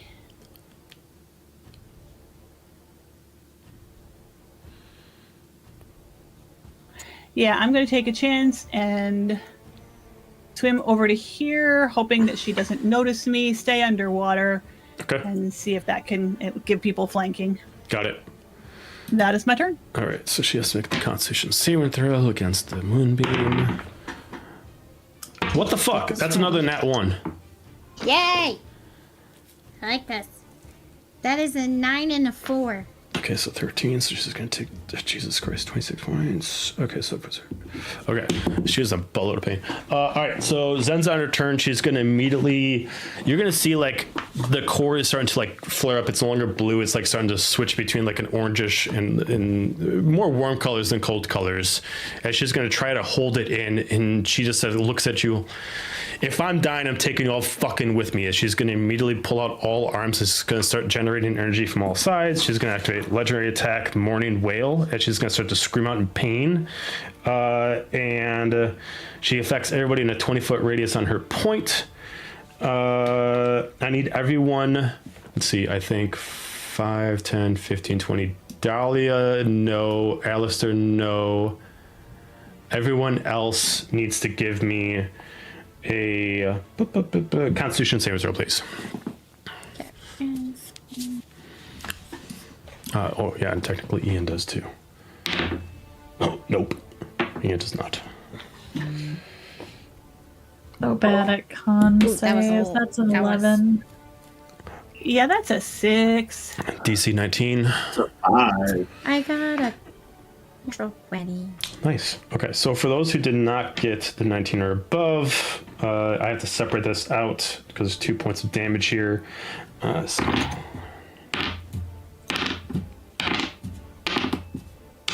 And before I subtract, I realized that I was forgot to say that I had used another charge on the Kingsbearer the last time I attacked her with that, and took and healed for the equivalent of the damage that I Okay. gave her. So the first So- half is 32 points of thunder damage. Nova for succeeding, you'll take 16. The second half.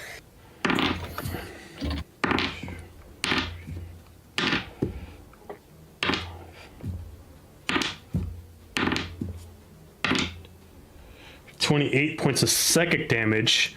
Nova, you'll take 14. Okay, I'm down. I also succeeded. Okay, so Yeah. something. Okay. All right, so Bjorn's down. Anybody else down? I'm down. Down. Okay. So Moonbeam goes away. Fair enough. All right, she's gonna switch to her regular attacks. At this point, she just wants to kill you guys. She is going to target Dahlia again as the one that's doing the most damage next to a few of you, but Nova's down, Bjorn's down. So she's going to do vengeance against Dahlia. Wait, sorry, I was not was not paying attention. I'm going to reduce damage using the big floppy. I am going to reduce damage to Nova Okay. by 3. Okay, so what would that be? Sorry. I don't I don't remember what It was Yeah, I don't remember the total 14, I damage think in- It was 14, right? it was. 14, 16 and then Okay. 14. Okay, so then and I it would be still from one of those times.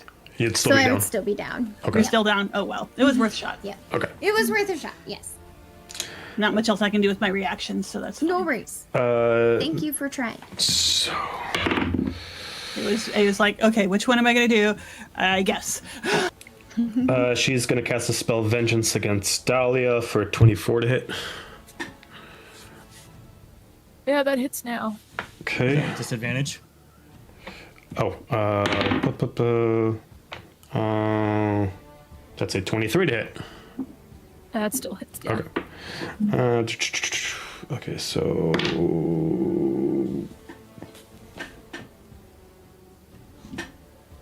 there we go. That's what I was looking for.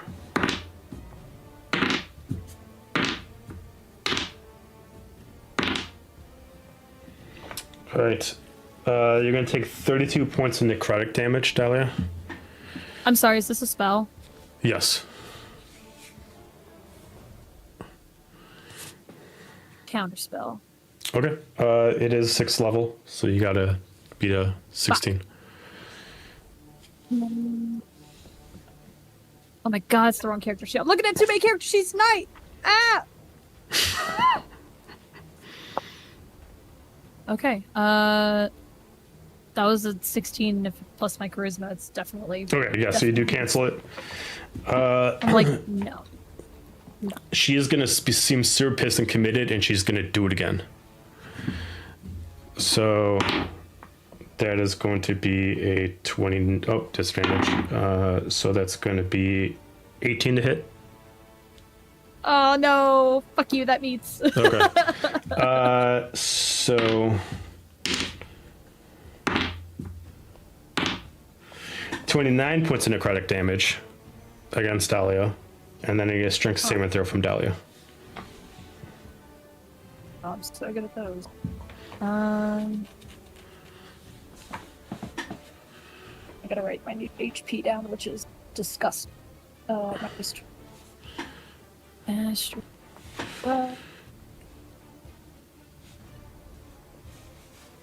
15 plus nothing. 15. Okay.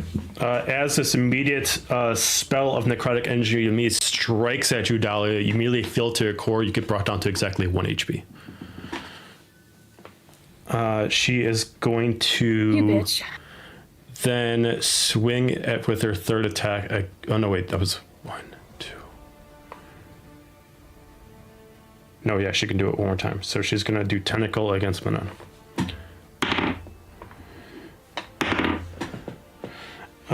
25 to Manon. Yeah. 17 bludgeoning damage. That's exactly what I had. Oh, seriously? Yes. You beat the fuck out of me. I've But you almost go made back full to HP. you go back to 1 HP because of what? Yeah, what's his Aura face of did, Life right? automatically brings you back to 1 HP. Who? Ian's Ethan? ability. Ian. So Manon goes to 1 HP? Technically, that affects Bjorn and Nova too, due to the Aura of Life. Oh, You guys Okay. get exactly Okay, 1 fine. HP when you get brought down to 0. sweet. Slay. Slay. Okay, that's I the... forgot about that. She did Morning Whale. That is the end of her turn.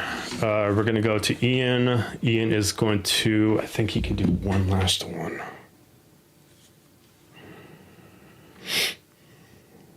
Yes, he can. He's gonna use the last components of his staff. He's gonna do Mass Cure Wounds one last time, and he is gonna target everybody except for Alistair because he's gonna focus on everybody in that area, and he is gonna do it at 5th level. So that would be.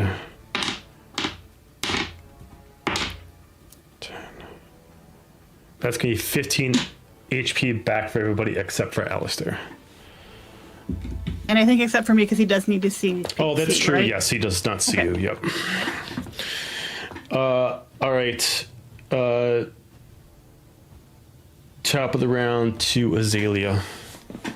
Yeah, I'm gonna fly on over here and take that arrow out that we got. Where were you upstairs. before? In the water, right here. Okay, she will get an attack opportunity on you. Bonus action disengage. Okay. Fly on over. Grab that arrow. Just It's a kidding. one time only auto crit for whatever bow I want to use. Whenever Okay. targeting a creature holding orb or consumed by it, give twice crit damage. Mm-hmm. And I'm gonna spend a charge and hit her with the chronic wrist bow. And by spending a charge, it's an auto hit because oh wait. Weapon has 2 charges. You can spend a charge to make up late time, or either forcing our target to miss you instead of hitting a target you missed. Okay, so I'm gonna hit her. Okay, roll hit. Okay. It's an auto crit, right? The arrow is? The Is, arrow, yeah. the arrow gives her double if she crits, I believe. Does it say it auto It crits? It says it's Auto crit for whatever bow. Okay, so you whenever don't have to roll to targeting- hit, then you just automatically hit for Oh. crit, and then you just it's instead of double it damage, you gives- do four times the amount of damage. Oh, so the base damage is 29. Did you add your sneak attack? I sure did. You want to start adding all that damage together? Roll those beautiful things. So I'm gonna have you do the math. 9 piercing, 5 force, 14. 5 psychic, 10 sneak, and that is doubled. So 60 points of damage. How And do you, auto crit because she's holding the actual orb. yeah, so the comes 20. How do you want to do this? Yay!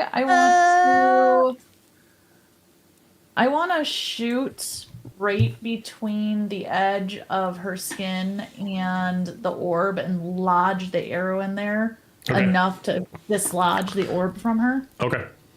As you do, this immediate arrow just immediately just right in there, and as she just starts to scream in pain, she starts to degrade as the orb holds solid and floats there, as she kind of like melts off the orb and she just starts to degrade and fall apart and slump off of it. The orb just kind of holds there for a second. It clearly does not look big enough to hold a person inside. Right now, it just looks like there's a mist inside the orb, like you can't see anything. It kind of just floats to about here at this point and just kind of covers the ground above the ground about 5 feet. And it reverts back to what is its stationary form, which is no bigger than like a Sears orb. Nova moves over to it and grabs it and holds it and tries to connect with it. Okay. Right now, the orb, due to its still... It takes them some time for the orb to lose its properties attached to Zenza. It is freezing cold, but you can pick it up without taking damage. It's like really cold. And as you pick it up, the orb has not taken any damage. It is impossible for it to take damage. But what did you want to do? I wanted to connect to it and like try to make it, because of like my lineage or something, try to see if I could command it to release Silic. Okay. I don't know what kind of check that would be. I don't know. There's no check for it. You try to do whatever you can to try to do certain things for it. As you try to go through like different words, whether you use Elvish tongue or the tongue of your tribe, it seems like the orb is trying to receive commands, but there's still a command that it's holding that until that command is dismissed, it's still doing it. And the command is like holding even though Zenza's dead. Can I figure out what, can I do some kind of check to figure out what command Give me an it insight is? check. Okay. I think I'm gonna try to use my actual Nova dice. Also, I will also imply as she's inspiration, Amber. as Ooh, she's what's that? D6. Added 4 D6. The And a D6 for your check. while she's doing this, any of you that's looking around, you do see that the last Silic echo disappears, and very slowly but surely, Nyx is starting to break out of her stone gaze. Okay. Did Senza's body completely disappear? Sorry. Yeah. Okay. Damn it. I wanted her out. With my Nova dice, woo woo, yay for Nova dice. Nova dice on the die, it's 17, so plus 9 plus another 3. Okay. The command is more than just one word, and it doesn't seem necessarily like Alistair assumed or found out. The spell that was attuning the life transference has already been gone.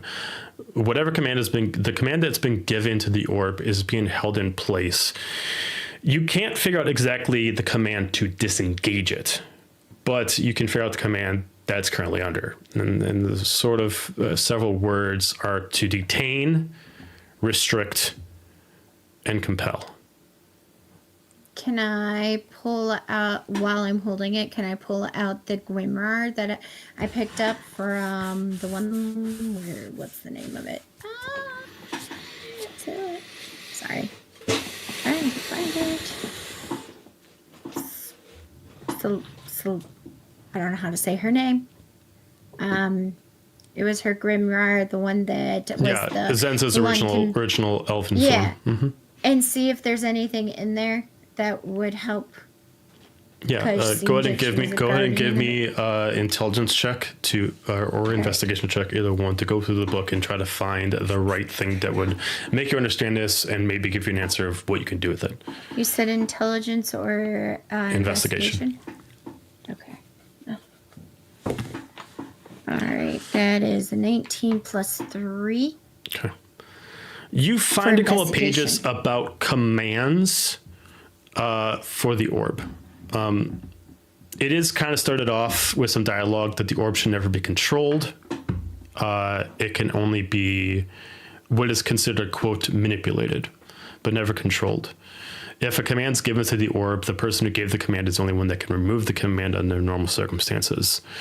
The ability of the orb begins and ends with the user's imagination, and the orb itself has a pocket dimension small, but it still exists inside, able to hold at the top 5 bodies inside without having any restrictions.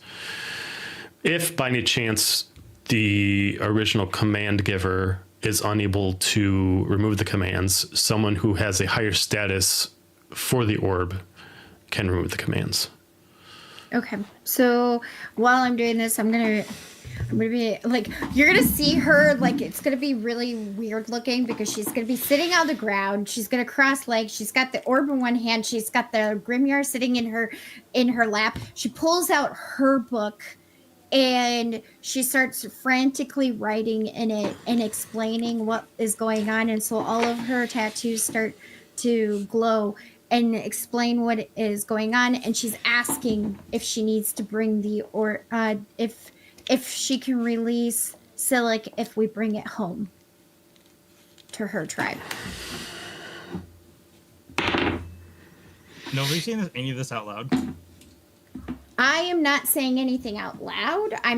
But I'm writing it down, and you can see, like, I think few of you have seen me connect to what my book does, so you would know that I'm connecting with my tribe at the same time while I'm still in this weird dimension with the thing I literally look like this. I have an orb in one hand, 2 books, yeah, and writing. And then you realize that she can write with both hands. But yeah. I think while all this is going on, Dahlia would probably have shuffled her way over between everybody. Coming through. Be looking. Look out. I mean, yeah. With concern for her brother in an orb, is there any check or anything she can do to try to discern what the fuck's going on?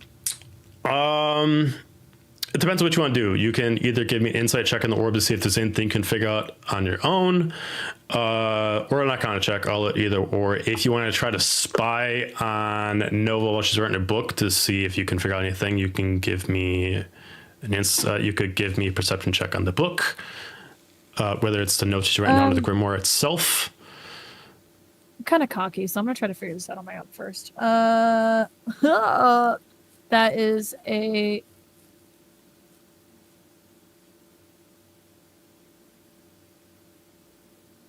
19 plus 14. Is that a 33? Yeah.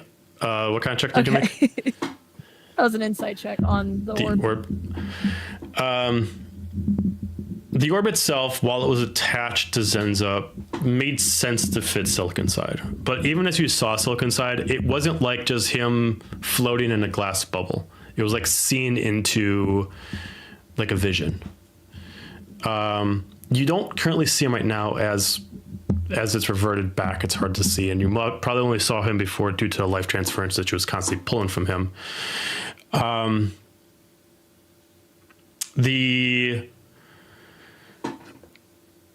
You don't understand what Nova's necessarily doing as far as this, but it definitely looks like an item where the exit gate is closed, but how should I put this? It's very easy to enter. It's very hard to leave.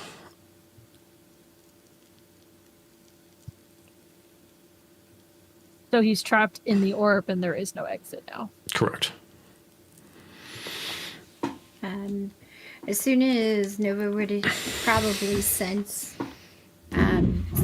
she would probably take a couple seconds and then realize with her passive perception that people were around her because she was so focused, and then she'd be like, orb can hold up to 5 bodies.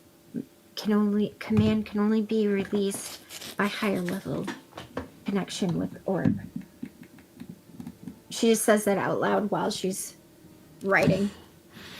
Nova, what do you mean by higher level?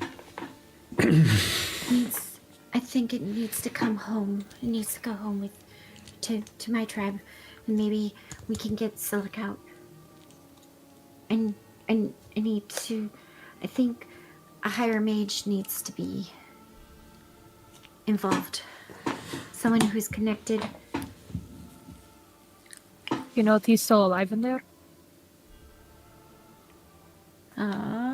Is there a way for me to check? DM?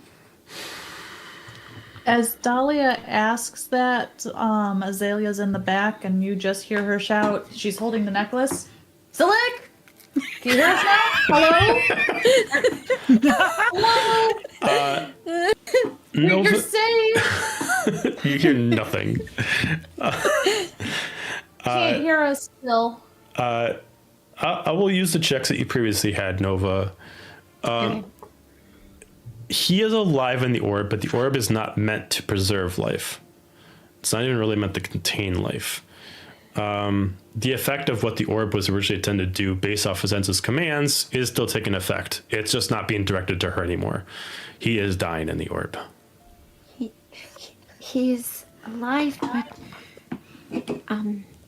he's dying. Because it's not. Then we go to your people now.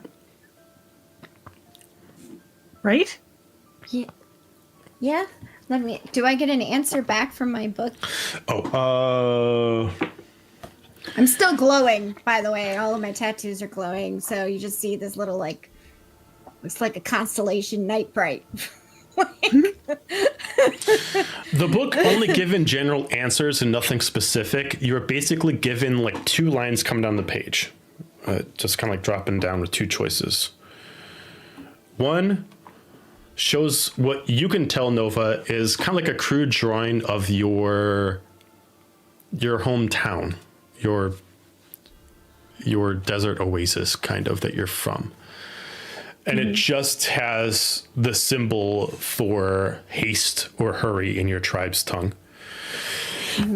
The other one shows the orb and like an X for leaving the orb and a check mark for entering the orb, and just says protection needed. I think our 2 choices, but the quickest one is to go back to my tribe. The other one would be to enter with protection, but it can only hold 5 at a time. To imply its maximum capacity is 5. You don't know what happens if you start adding too many people in there and trying to test its limits. The maximum capacity is 5, so I would not want to test it higher than that. And without protection, we're too exposed right here. We don't have the right protections. The option would probably be go back to my tribe. But we came here to get it to take it to them anyway, right? Yes. I was so stuck in there. It was draining his life. You can command the orb to do certain things if you have possession of it, and are fully attuned to it. And she commanded it to use him as a conduit to drain life and give it to her. To imply, in case the question's out there, the original command was for both Dahlia and Silic, but you guys freed Dahlia, so it's just Silic stuck in there by himself. And I look at Dahlia and go, it was originally meant to command you, your life too. But we were able to free you somehow, Bjorn. I think someone freed you. I'm gonna look at Bjorn and go. I have God blood. Take it in the pen and see if you can write release on it. I don't think Godblood's going to do it. Give it a shot. I was going to say I got another source, but I will retcon that and stab Alistair, take some blood, and go up to the orb and write release. You're gonna write release. Okay, let me think about this. Okay. Okay. You write release. The orb, the mist in the orb. Let me think about this before I say it. The mist in the orb is naturally kind of like a grayish blue that kind of swirls around. It currently kind of lightens. There's still a mist in there, and it kind of turns into a straight gray. It kind of settles inside of a constant spin inside, but you don't know if it did what it's supposed to do, if it took in the word release correctly, but you do notice it did something to it. Can I do something to try to figure out what it did? Sure, you can give me an Arcana check on it. Okay. We're using Can I my regular- assist? Sure. Okay. Can you hear me now? Natural 20 for 29. Okay. Nova dice, you're being nice. The ability of the needle and Alistair's blood technically worked. The command release removed one of the seals on it, specifically contain. You removed one of the seals. By all intents and purposes, Silic should just be able to walk out right now, but he is not. I don't understand. Silic should be able to walk out of the orb. The containment seal is gone. Has he been hurt too much? Do it. No, but you could.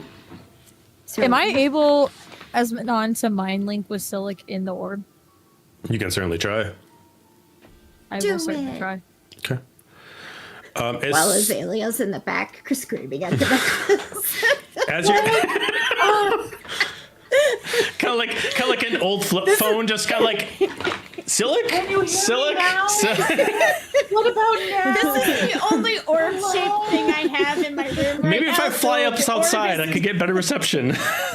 The orb is a little dragon right now. That's all orb shape I have in my hand. Manon, as you start to kind of like search, as you can't see him, you're trying to like try to really focus on him. As soon as you do, you immediately get hit with dark negative wave of emotions. It is so aggressive. Everybody sees Manon just kind of drop on her knees in pain and starts actually like hugging herself in like straight agony. Manon, you can sense it, like you don't hear words, you just sense pain, agony, and like a straight torment. I see. I have an idea. I was waiting for Manon to react. I have an idea. I think Ben is going to explode. I'm gonna try to push through and talk to Silic. I'm just gonna say, they said you can leave. Nyx is here waiting for you. Okay. Just come join us. As soon as you say the word Nyx, you see what assumably he's seeing right now. It's odd. I don't know if you were ever told about this story, but you just see like this corrupted city. You see your mother kill Nyx, and he's reliving this constantly right now as you say the word Nyx. Is Nyx up or down?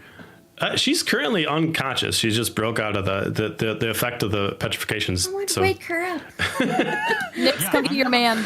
I'm gonna fly over there and cast Cure Wounds on her and try to get her awake. Okay. She starts to wake up, and she's just immediately. As she's waking up, I'm like, Nova, bring it over here. Okay, I'm coming. And I grab everything that I have in the orb and I come over there. As she's coming over, I'm gonna look at Nyx and be like, look, you were mind controlled. You were turned to stone. Back now. Your husband is inside this orb. you need to talk to him and tell him you're here. I gotta actually see if she knows about the orb. Hang on a second. Where the fuck did my D20 go? Oh, there it is. Okay. I still have all of the grimoires open in one hand. To help her, I'll be like, we were able to get Dahlia. We can get Silic too. She immediately looks. She kind of has a tear in her eyes for the thing, but she doesn't take anything into account, as you assume that she knows how the orb works. She immediately just grabs the orb without taking it from Nova. Immediately, if Nova, you're holding it from side to side, she puts her hands up and down, and then she just closes her eyes, and all of a sudden you just see her disappear.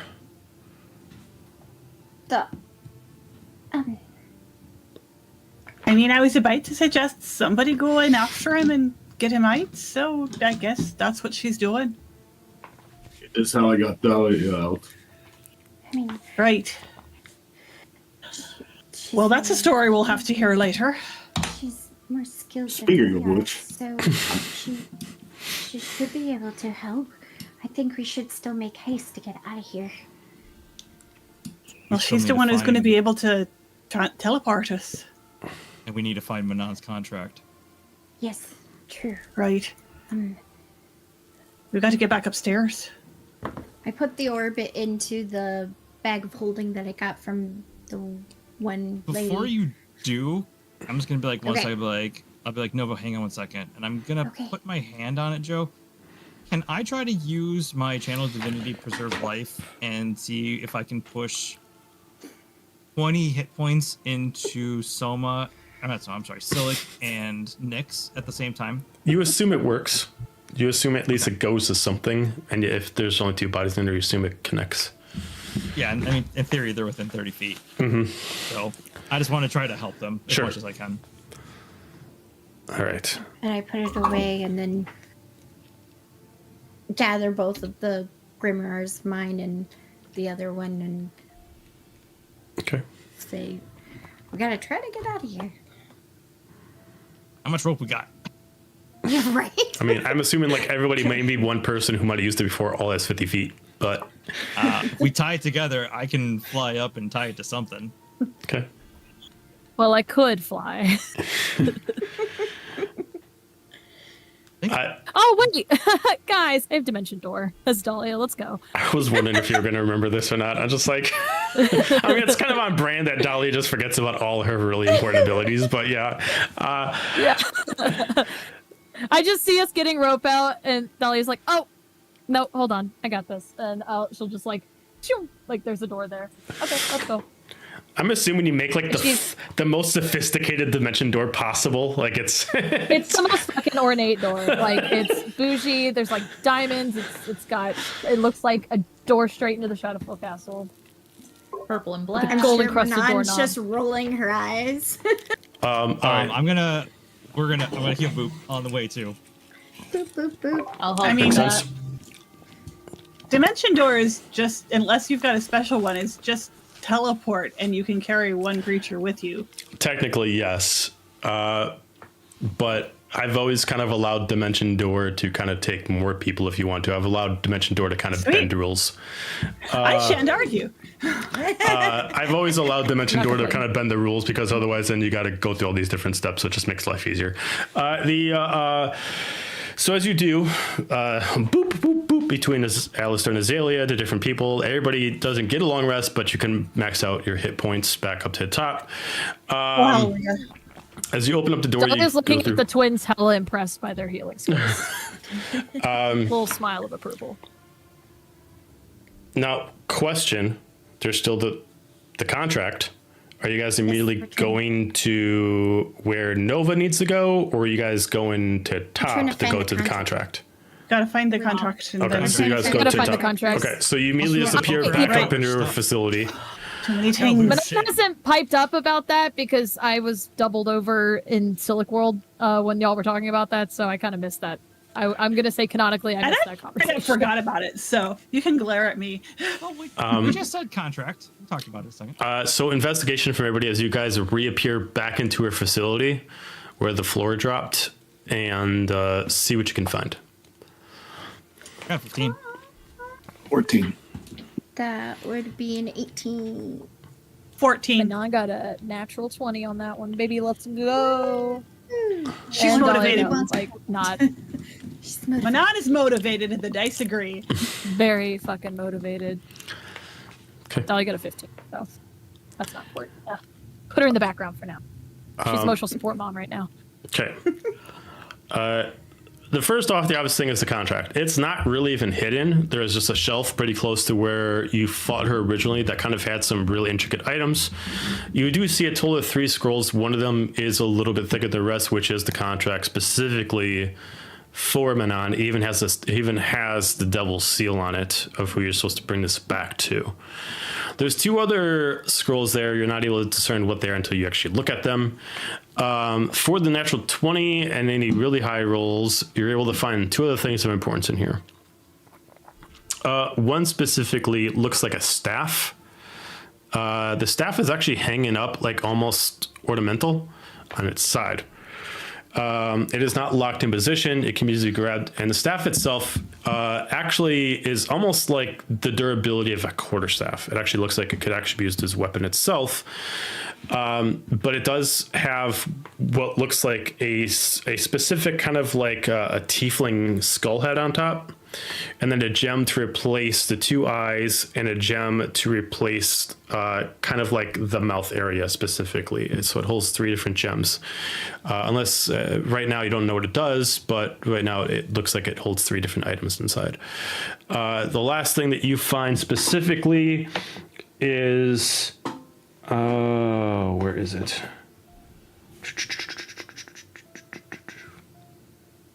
Here we go. You find yourself a chest. The chest itself is already slightly opened. And as you open it up, you find a total of 3 different items that look like they are made by Zenta herself as some kind of last minute kind of device that she made. They look like they specifically are bracers that can fit on anybody. And it looks like they give people something, but you don't know what they do until you try them out. I look at both of these items with the magnifying glass. Okay, so you look at the staff first. The staff itself operates as a +2 magical staff that can also be an arcane focus. It allows you to get +2 to your magical bonuses, along with also +2 to your saving throws. This staff itself has a different ability per gem. One gem is the Sapphire, which allows you to get +3 damage to all cold spells. Another one is the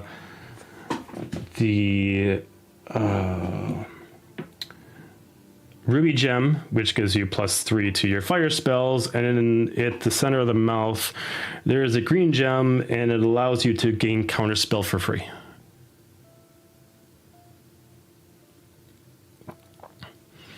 What about the brace? The bracers themselves, 3 in total, actually augment your whoever wears them, which a person can only wear 1 at a time. They cannot have 1 per hand. Has to be used with the weapon that's intended for. So if you wield the weapon in the right hand, then it can only go on your right arm. The items themselves implement different effects to your critical hit bonuses. Basically saying if you decide to crit, you actually can activate a certain ability that exceeds the critical hit bonus. Depending on which one, depends on which one it does. One specifically allows you to attack multiple times. The other one allows you to teleport. And the last one allows you to strike with extreme speed.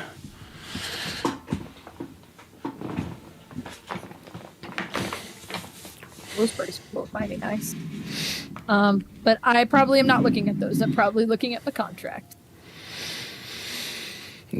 Do you choose to break the seal of the contract? The seal has not been broken. She has not actually opened up the contract since she stole it. I thought we were She's supposed to do anything to it, right? Not supposed to modify it, but never said I couldn't read it, right? Oh, true. Yeah.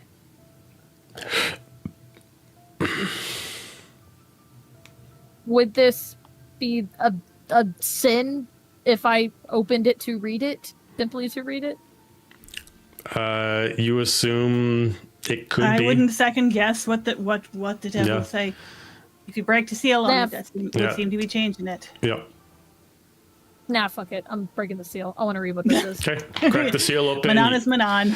The contract is considerably shorter. I was just like, ooh. Very much shorter than the one that was revised specifically for this journey. For this, it goes over very specific events. Even though the parchment for this is very old, the ink on it can never be smudged. It can never be wiped away. It still looks like it was just written yesterday. It specifically was created in name of the king that you met before, King Malarix, as the first devil of his kind, to create one of 3 contracts. This contract binds the seat of the House of Deimos to every kin. If one dies due to ill effect, hang on, I gotta pull this back up. The firstborn child will be cursed. This curse will also be granted the ability as a key to Lord Malik, as 3 keys are necessary.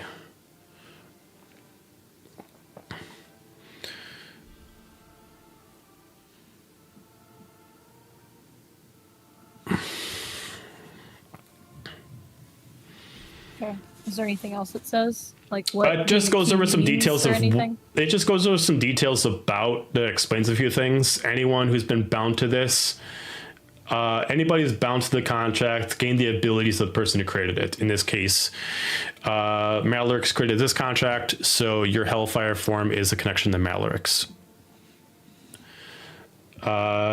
There are 2 of its. There's 2 matching ones. It does not say anything about the other 2, but it implies that Malarix did not create the other 2. But there are 2 that are matching this. Are they the 2 on the shelves? No, they're not even in here. It just implies that there are 2 other ones that are like this. You could also assume that they actually don't have anything to do with you. They're just other similar contracts for other situations. 3 keys, 3 people, 3 contracts. Based off of what you've been told growing up and the information you have, you do have a cousins and another family in the Feywild, and there is a neutral party that are descendants of Malik himself that are humans.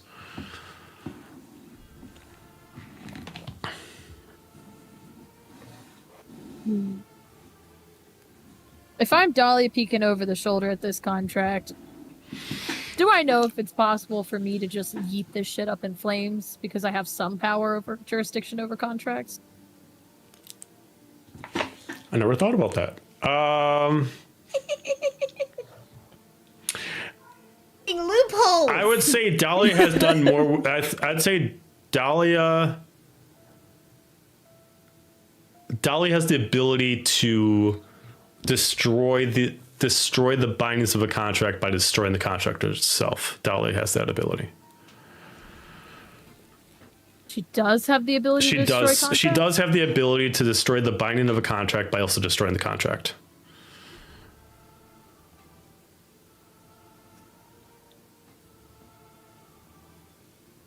Is this gonna make Overlord Joe punish my character even more? I mean, we still have to get out of the hell, realm somehow. I mean, no matter what my opinion is, D&D, there's always ramifications for anything. So yes, I am giving you the ability as Dahlia to say nope, and you can just say fuck it, and you can destroy any binding it has to Manon. But obviously, as far as a deal that was already made, that deal still is in existence. So the other deal that was made for you guys to do this. You signed another contract. You signed another contract. So this would free you from your own contract, but there is another contract that is still in account. I mean, technically, the people that made the contract are not the ones destroying it. You know, it's out of our power that this random lady came in. She Also, just randomly theoretically, wouldn't the destroyed it. contract be void because the rewards of that contract No. were to modify So this I did contract, but imply- this contract no longer I did exists. imply when the contract was made, because you guys were really asking me a lot of questions. I had to be as clear as possible that you guys would even get fucked if Zen's already modified the contract. It is your responsibility to make sure that not even Zen's modified the contract. So technically, Yeah. if it's out of your Really hands, you are modifying still it being or blamed. removing it. Yeah. So the question is, if Dahlia does this, does she do it before we can stop her? Right. I guess. Okay, so Alistair's gonna see Manon reading that and be like, "Is that the contract?" She's still looking at it. It's like, yeah. What does it say? She folds it back up. It was made by King Malarix. There's 3 of them. He binds the seed of House Deimos. So, first one is cursed, and I'm a key to Lord Malik, I guess. Does that mean you're cursed? Yeah. I Think cast so. remove curse on her.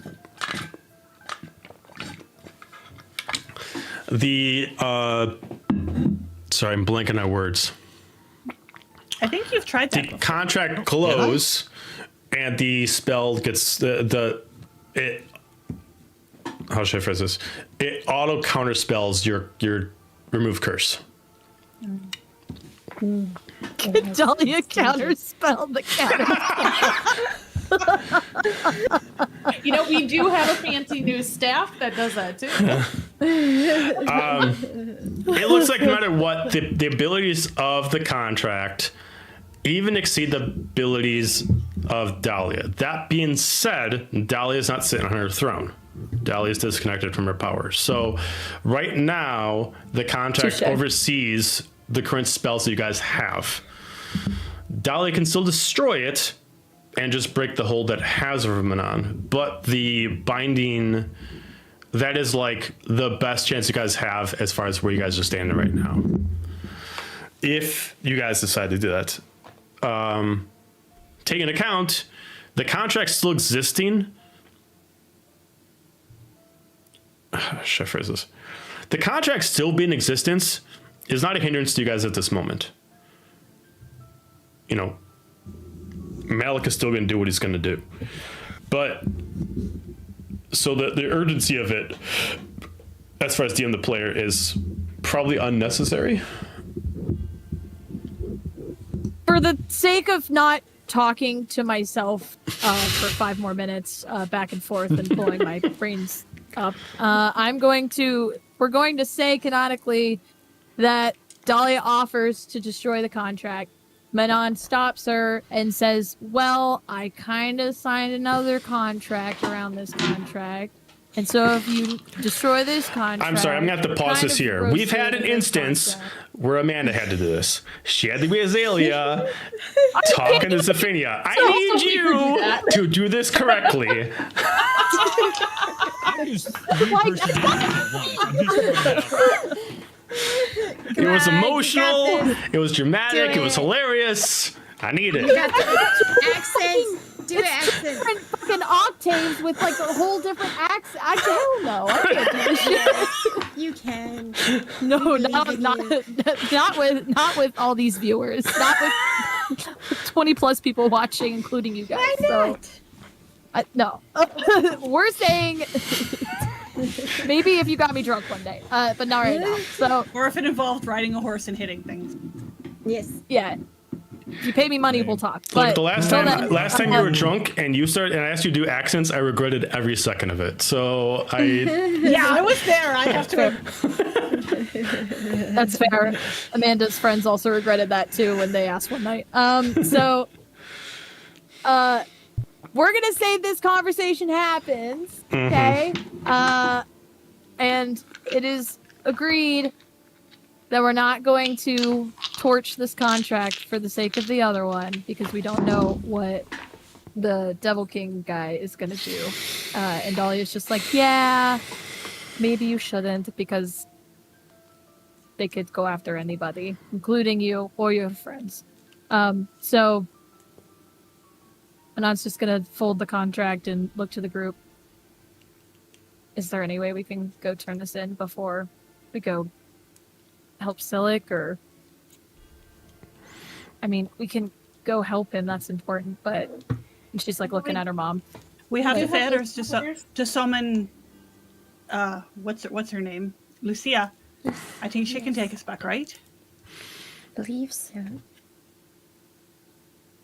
That's our quickest way There's back. also the one. Is it the soldier? That Yeah, what's was the dude standing doing?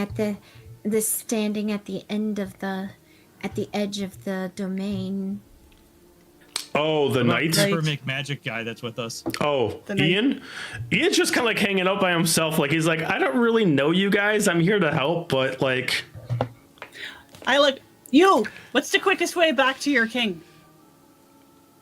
We came here from the witch, right? Maybe go back I that pull way? out my feather. Celia, we're ready to go back.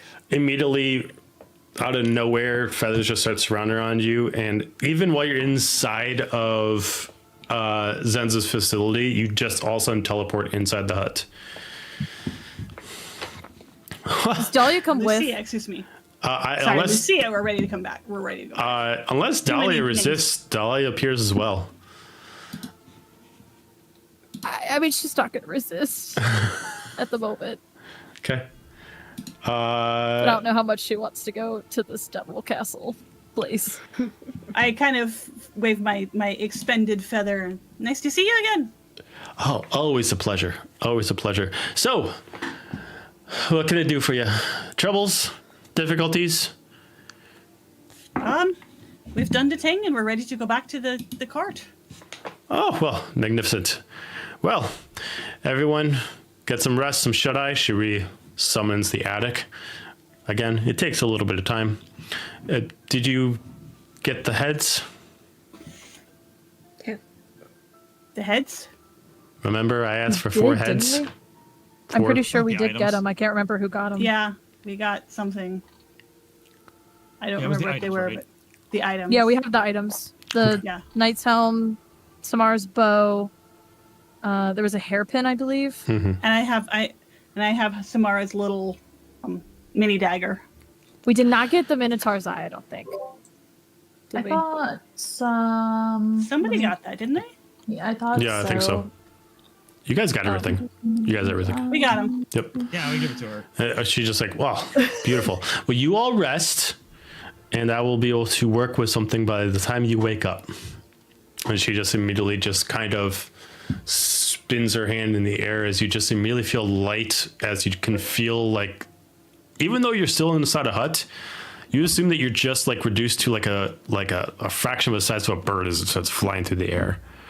And she resummons the attic, and she immediately takes the items, she wraps them around, and she, as you start to walk to the attic, she just grabs a hammer. She just starts smashing them. She just starts taking All the right, dust then. and she starts putting it in a tray, and she starts mixing them together with different kind of oils and different kind of herbs. And she just starts laughing maniacally as she just starts doing this. You all have a good rest now. I'm going to have some fun down here. Right. As we're going upstairs, Dolly just says quietly that everyone could hear. You guys, very interesting friends. It might be a strong word, but Oh, but an acquaintance. she's friendly enough. Just a bit odd. Nova will like pause in front of Manon once we get up there and go, if you want, I can make a copy of the contract, and so you have it, just so you know what's all in it for later. Yeah. And she's gonna pull it out and hand it to her. That would be awesome. Thank you.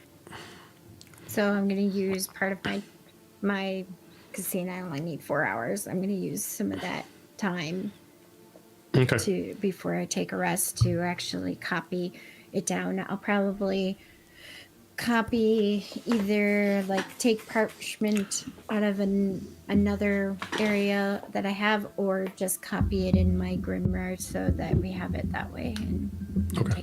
we can make more copies later. Does everybody else go to sleep and get their rest? Yes. I'm gonna say that Dahlia's hanging back, and Manon's obviously being broody per usual. And I think that they have a conversation about whether they both should go to the Devil's Castle, if that's just going to be inviting problems if they both go. And I'd say that they have a really good heart-to-heart that I'm not going to roleplay because I can't think of all that on the spot right now. But it'll be good. Maybe I'll write a fan fiction about it. And they hug, and they're great. And I think ultimately Dahlia may decide to dimension door back to the Shadowfell. Okay. Is this gonna cause problems, DM? Do what you want to do. Smiling. Well, no, now He's you're freaking smiling. me out. Okay, maybe I should go. Do what you want to do. You're in a hut. You're in a hut right now. So do we like dimension to- door while you're in a hut? I'd like to insight check the DM.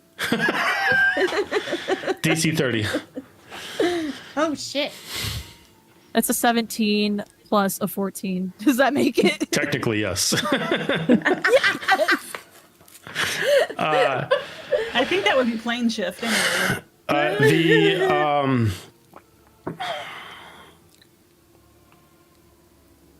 Dahlia leaving and heading back to the Shadowfell is not a problem. Dahlia going to the Hell Castle is not a problem. I would say Dahlia does know that as soon as she was awakened and left, once she officially left out of Zenza's domain, which is basically a blind spot for the devil in charge, with the power that Dahlia contains, it's like a blip on a map that she's there. So if Manon comes and the king's like, I know your mom was here, where the fuck is she?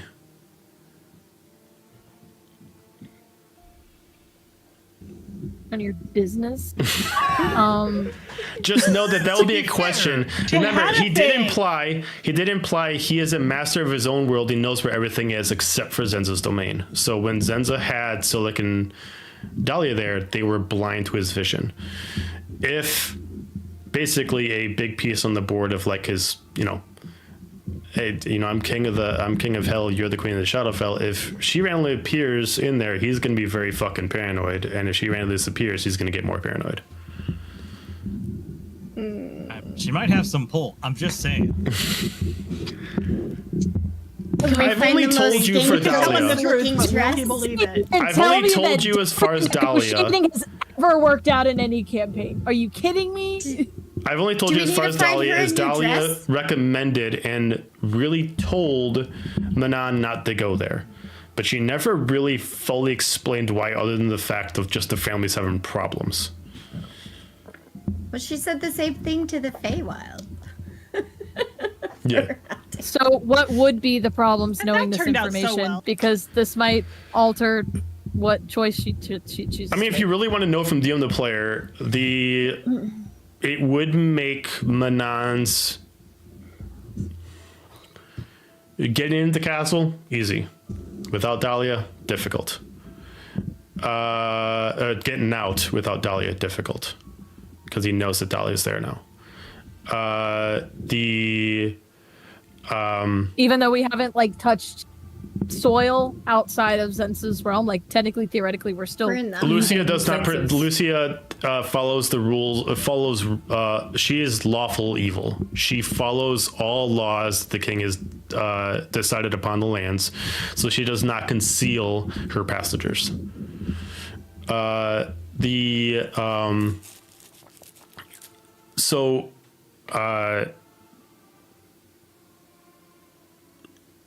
being said, it does not fuck with my story depending on what you do. I'm just giving you the ins and outs. It doesn't even mess my story if Dahlia ends up going to the area that Nova's from. I have different variants that works. So you can do whatever you want. Just know that as far as hell right now, the king knows that Dahlia's there. What would be the royal thing you would do if you were coming to another person's court? I guess.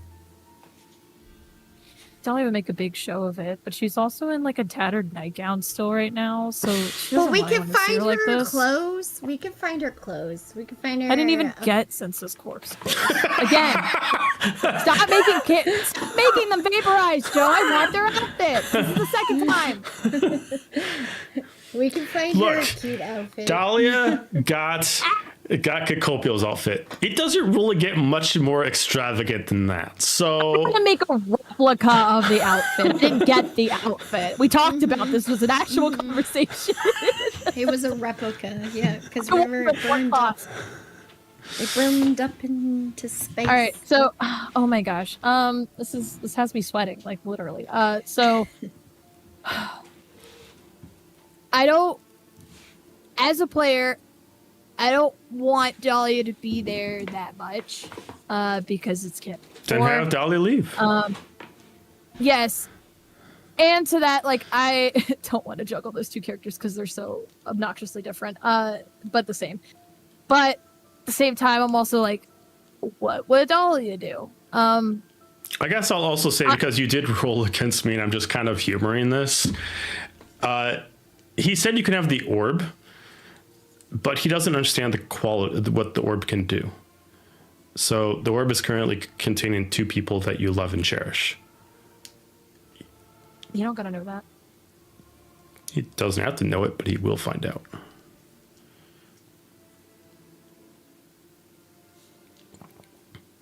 You know what? It is a good stopping point. We can think about this for a week. I need to. I'm not even gonna lie, you guys. We'll stop there, and maybe after 7 days, Manon and Dahlia will be able to figure out what they want to do. I'm sorry. This is stressful for me. All right. Everyone, thank you for watching. We will be back in Tuesday to continue this. Do not forget that we actually switched Daggerheart around, so we have Daggerheart tomorrow, and then we have Star Wars on Thursday. Note that for Star Wars, we're in our final episodes of Campaign 1 for Star Wars, so if you want to come see all the final battles and the combat and them fighting the Empire, come check it out.